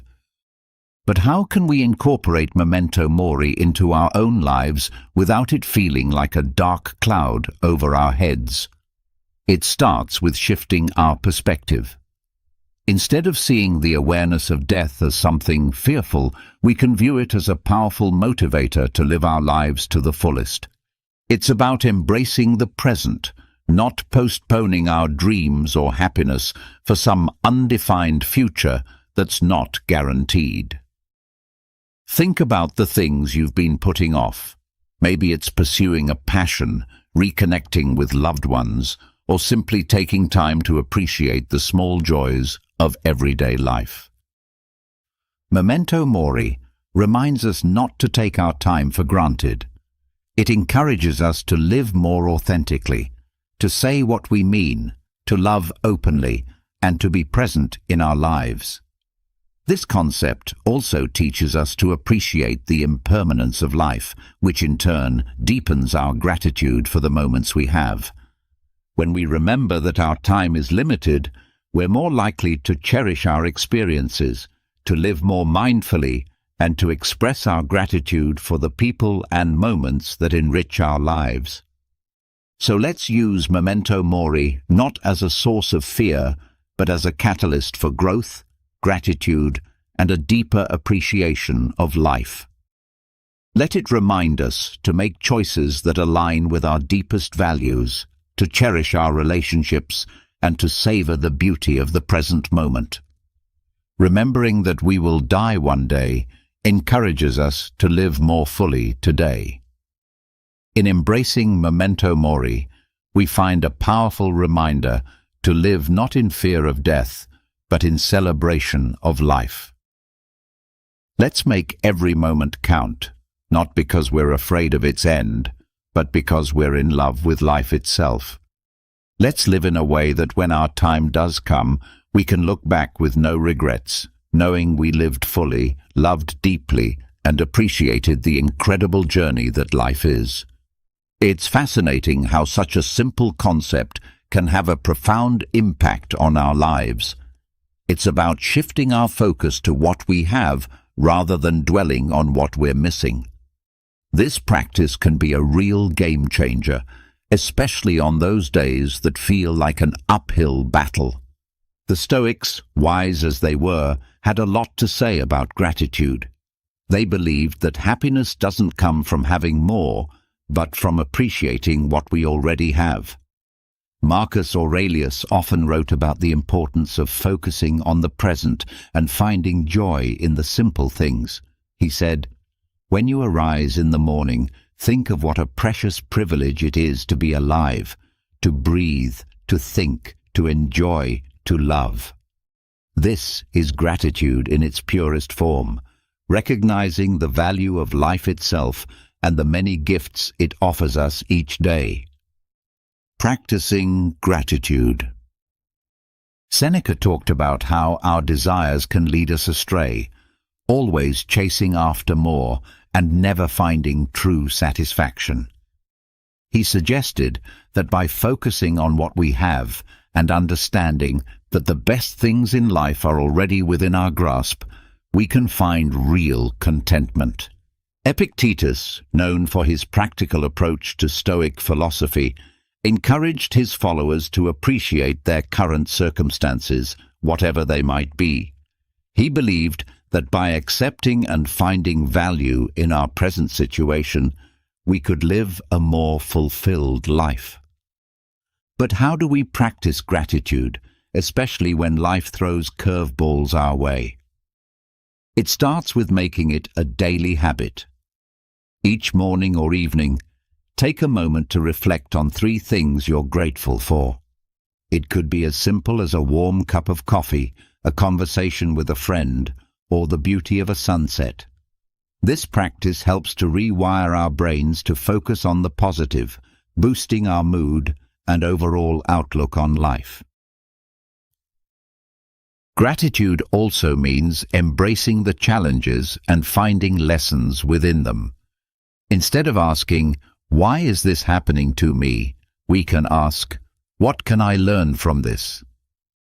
This shift in perspective can help us appreciate our experiences, both good and bad, as valuable steps on our journey.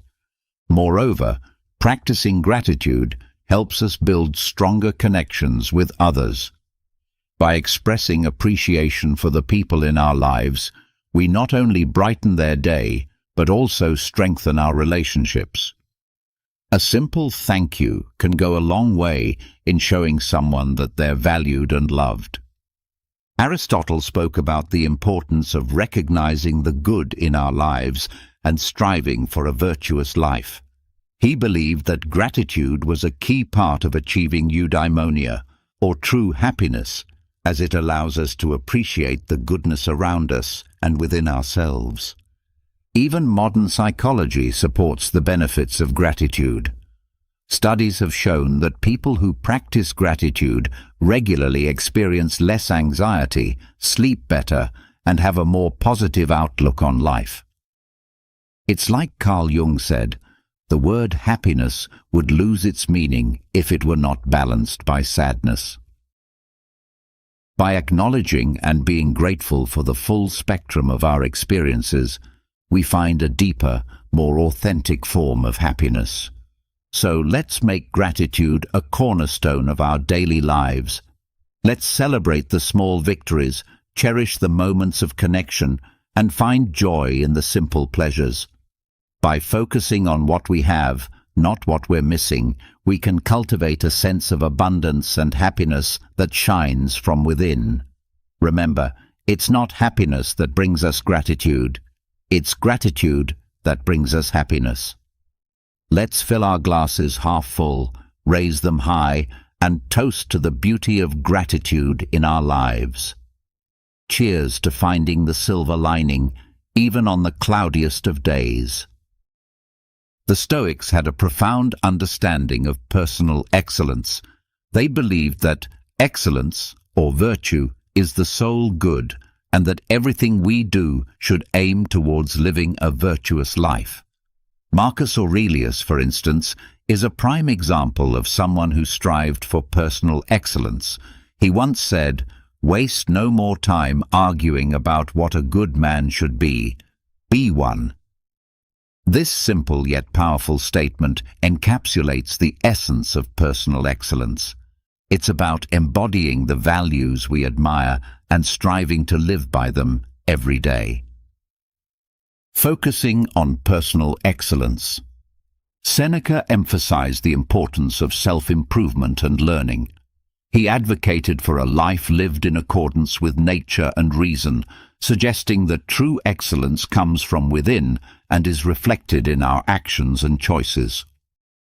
Epictetus highlighted the role of personal responsibility in achieving excellence. He taught that our reactions, our emotions, and our will are within our control, and mastering them is key to living a life of virtue. But what does focusing on personal excellence look like in our day-to-day lives? It starts with setting personal standards based on our values and aspirations, not societal expectations or the achievements of others. It's about knowing who we are, understanding our strengths and weaknesses, and taking consistent steps towards improvement. Personal excellence is also about resilience. It's about how we respond to setbacks and failures, not just our successes. Like Aristotle said, excellence is never an accident. It is always the result of high intention, sincere effort, and intelligent execution. It represents the wise choice of many alternatives. Choice, not chance, determines your destiny. This means embracing challenges as opportunities to learn and grow, rather than seeing them as obstacles. Moreover, focusing on personal excellence involves cultivating a growth mindset, a concept championed by modern psychology. It's the belief that our abilities and intelligence can be developed through dedication and hard work. This mindset encourages us to embrace challenges, persist in the face of setbacks, and see effort as a path to mastery. Personal excellence also means living authentically. It's about being true to ourselves and our values, even when it's not easy. It's about making choices that reflect who we are and who we want to be, and taking pride in our journey, including the struggles and the triumphs. Practicing gratitude, as we discussed earlier, ties into personal excellence too.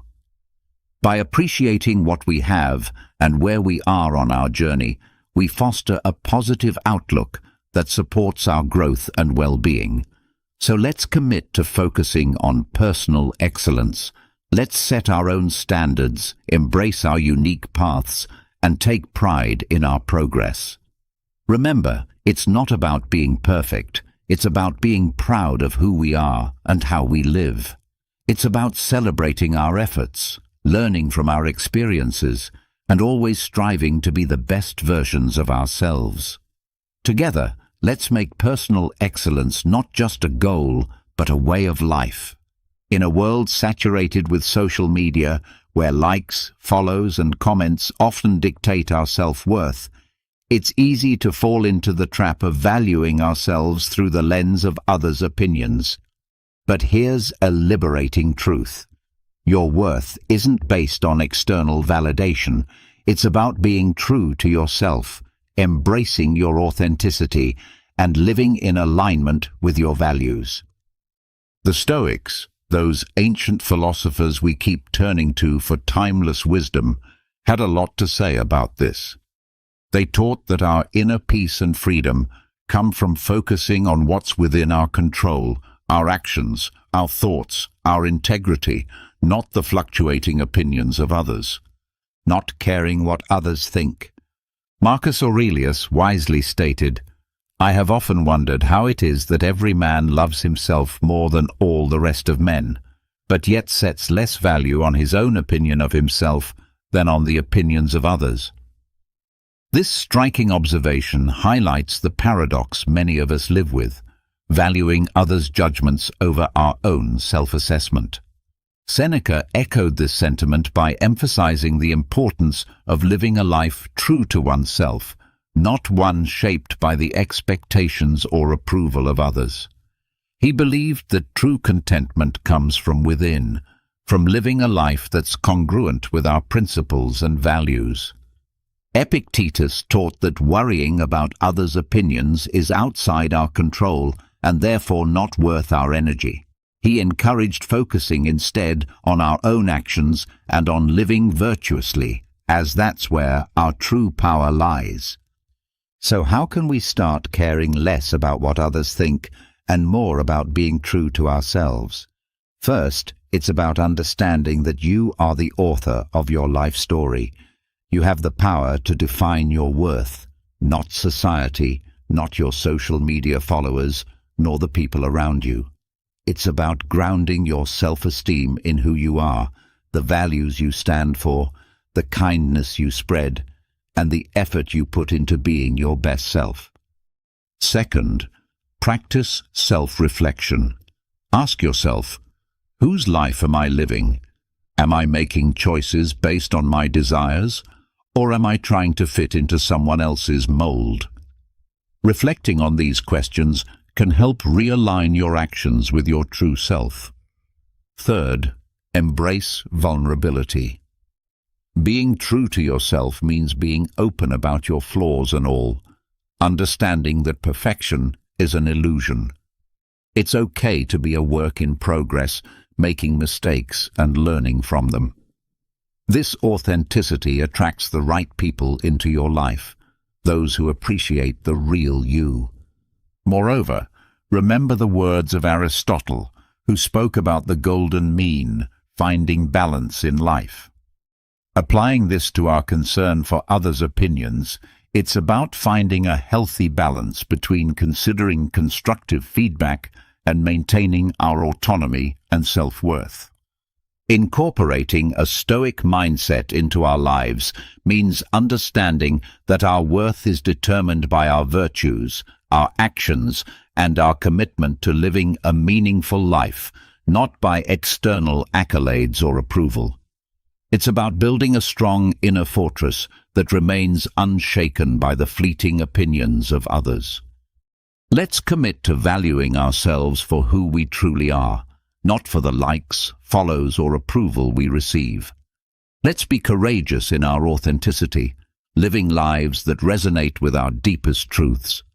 Remember, your worth is inherent and unique, and by being true to yourself, you shine your light in the most genuine way possible.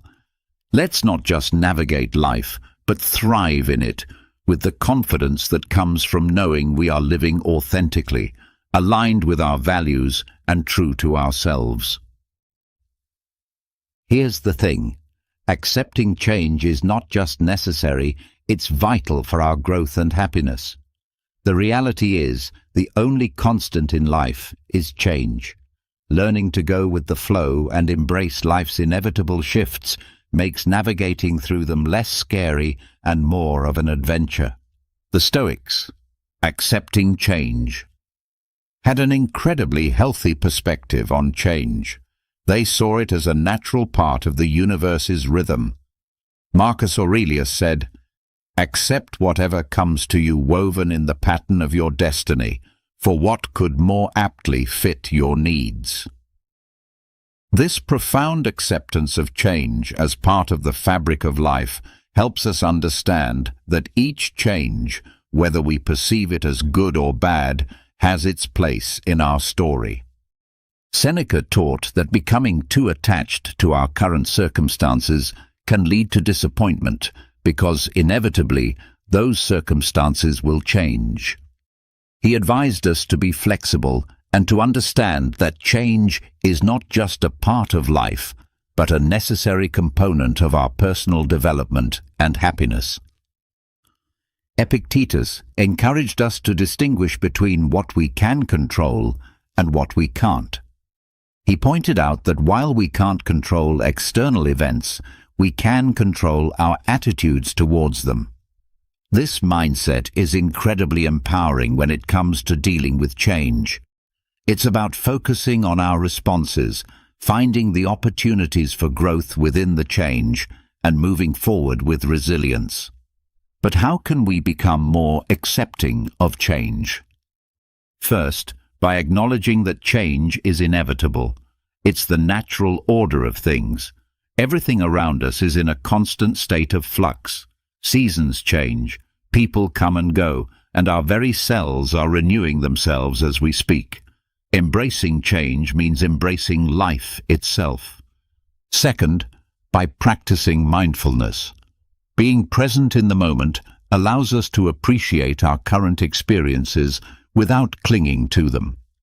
This awareness creates a space for acceptance when those experiences inevitably evolve or come to an end. Third, by seeking the lessons in change. Every shift in our lives, no matter how challenging, comes with opportunities to learn and grow. Instead of asking, "Why is this happening to me?" we can ask, "What can I learn from this?" This shift in perspective can turn the challenges of change into stepping stones for personal development. Aristotle spoke about the importance of pursuing a virtuous life as the key to happiness. Part of virtue is adaptability, the ability to navigate life's changes with grace and wisdom. It's about finding balance and harmony within the flux of life. Modern psychology supports this Stoic approach to change. Viewing change as an opportunity rather than a threat can significantly reduce our stress and anxiety levels. It can enhance our resilience, making us better equipped to handle whatever life throws our way. Let's remind ourselves that change is not just something to endure, but to welcome as a natural, enriching part of our journey. By accepting change, we open ourselves to new experiences, growth, and the beautiful unfolding of our unique paths in life. Remember, going with the flow isn't about passivity. It's about actively engaging with life in its full, dynamic complexity. Let's navigate the currents of change with courage, grace, and a heart open to the endless possibilities that change brings. Despite our differences, we're all in this together, navigating the complex journey of life. By fostering an understanding and caring attitude towards others, we contribute to making the world a kinder. Practicing compassion and empathy. More loving place. The Stoics, those ancient philosophers who continue to enlighten us with their timeless wisdom, placed great importance on the virtues of compassion and empathy. They believed in the interconnectedness of all humans and taught that kindness and understanding towards others are essential aspects of living a virtuous life. Marcus Aurelius, for instance, reminded us that human beings are social creatures by nature, meant to live in harmony and cooperation with one another. He said, "What brings no benefit to the hive brings none to the bee." This beautifully illustrates the idea that our well-being is intrinsically linked to the well-being of others. Seneca emphasized the importance of treating others with kindness and generosity. He argued that compassion is a natural human instinct and that by helping others, we also help ourselves. In his writings, Seneca encourages us to extend our empathy even to those who have wronged us, understanding that they too are acting out of their own struggles and limitations. Epictetus taught that we should strive to understand others' perspectives, recognizing that everyone has their reasons for their actions. This doesn't mean condoning harmful behavior, but rather approaching others with a mindset of empathy, seeking to understand their experiences and viewpoints. But how can we practice compassion and empathy in our daily lives? It starts with listening, truly listening to the stories, experiences, and feelings of those around us. It's about putting ourselves in their shoes, imagining their struggles, their joys, their fears, and their hopes. This act of understanding can bridge the gap between us, fostering a sense of connection and shared humanity. Another way to cultivate compassion and empathy is through acts of kindness, no matter how small: a smile, a kind word, a listening ear. These can all make a significant difference in someone's day. By being present and attentive to others, we signal that they matter, that their feelings and experiences are valid and important. Practicing compassion and empathy also means being there for others in times of need, offering support and understanding without judgment. It's about recognizing the value and dignity of every person, regardless of our differences. The ancient philosopher Aristotle spoke about the importance of friendship and the role of empathy in building strong, meaningful relationships. He believed that true friends not only share in each other's joys, but also in their sorrows, supporting each other with empathy and understanding. Modern psychology supports the Stoic emphasis on compassion and empathy, showing that these virtues not only enhance our relationships, but also our own emotional well-being. By caring for others, we foster a sense of belonging, purpose, and happiness in our own lives. Let's remind ourselves that behind every face is a story, behind every action is a reason, and that by understanding and caring for each other, we make the world a kinder, gentler place. In doing so, we not only enrich the lives of those around us, but also find deeper fulfillment and joy in our own lives. Together, let's spread kindness like confetti, creating ripples of compassion that transform the world, one act of empathy at a time. Reflecting and reviewing regularly. This is about taking a pause, a real, meaningful pause, to look back on our actions, our thoughts, and the paths we've tread. It's about growth, introspection, and aligning our lives with our deepest values. In a world that's always rushing forward, this practice is our anchor, ensuring we're not just being swept away, but are sailing in the direction that's true to us. The Stoics, with their profound insights into human nature, placed immense value on the practice of reflection.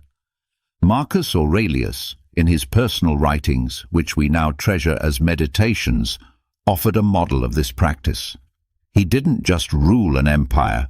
He took the time to examine his life, his decisions, and his moral compass. Through writing, he saw this reflection as essential to living a life of virtue and purpose. The happiness of your life depends upon the quality of your thoughts, he wrote, reminding us that our internal dialogue shapes our external reality. Seneca recommended regular self-assessment as a way to foster self-improvement and wisdom. He likened life to a play, suggesting that we periodically review our roles and performances. Are we acting in harmony with the character we wish to embody? Are our actions reflective of the script we value, the script of our lives? Epictetus encouraged his students to end each day with a review of their actions and attitudes. This wasn't about self-criticism, but about self-awareness and growth. He urged us to ask ourselves, what did I do well? What did I do wrong? What duties left undone? Through such questions, we can steer our lives more consciously, making adjustments that bring us closer to our ideals. But how do we incorporate this Stoic practice of reflection and review into our modern lives? First, by making it a habit. Dedicate a few minutes each day, perhaps before bedtime, to reflect on your day. What were your victories? Where did you face challenges, and how did you respond? This practice can start as a mental exercise, but writing it down can enhance its benefits, giving you a tangible record of your journey. Second, use reflection as a tool for gratitude. In reviewing your day, also take note of the moments, no matter how small, that brought you joy or gratitude. This balances our natural tendency to focus on the negative, cultivating a more positive outlook on life.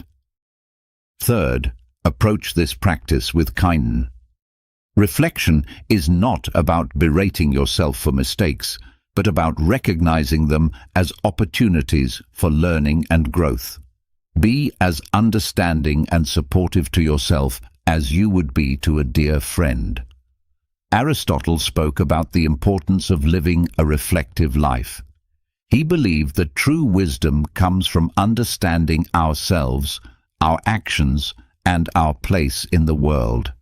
This reflection is the essence of living an examined life, one that's in accordance with virtue and excellence. In modern psychology, the benefits of regular reflection are well documented, showing improvements in mental health, clarity of purpose, and personal growth. Reflecting on our experiences helps us process emotions, learn from our actions, and make more informed decisions moving forward. Let's commit to this practice of reflecting and reviewing regularly. Let it be our guidepost, ensuring that we're not just passively experiencing life, but actively shaping it according to our values. By taking the time to look back, we gain the insight needed to move forward more aligned, more aware, and more in tune with the essence of who we are and who we aspire to be. Let's cherish this journey of introspection, for it is in knowing ourselves that we find the path to true fulfillment and joy.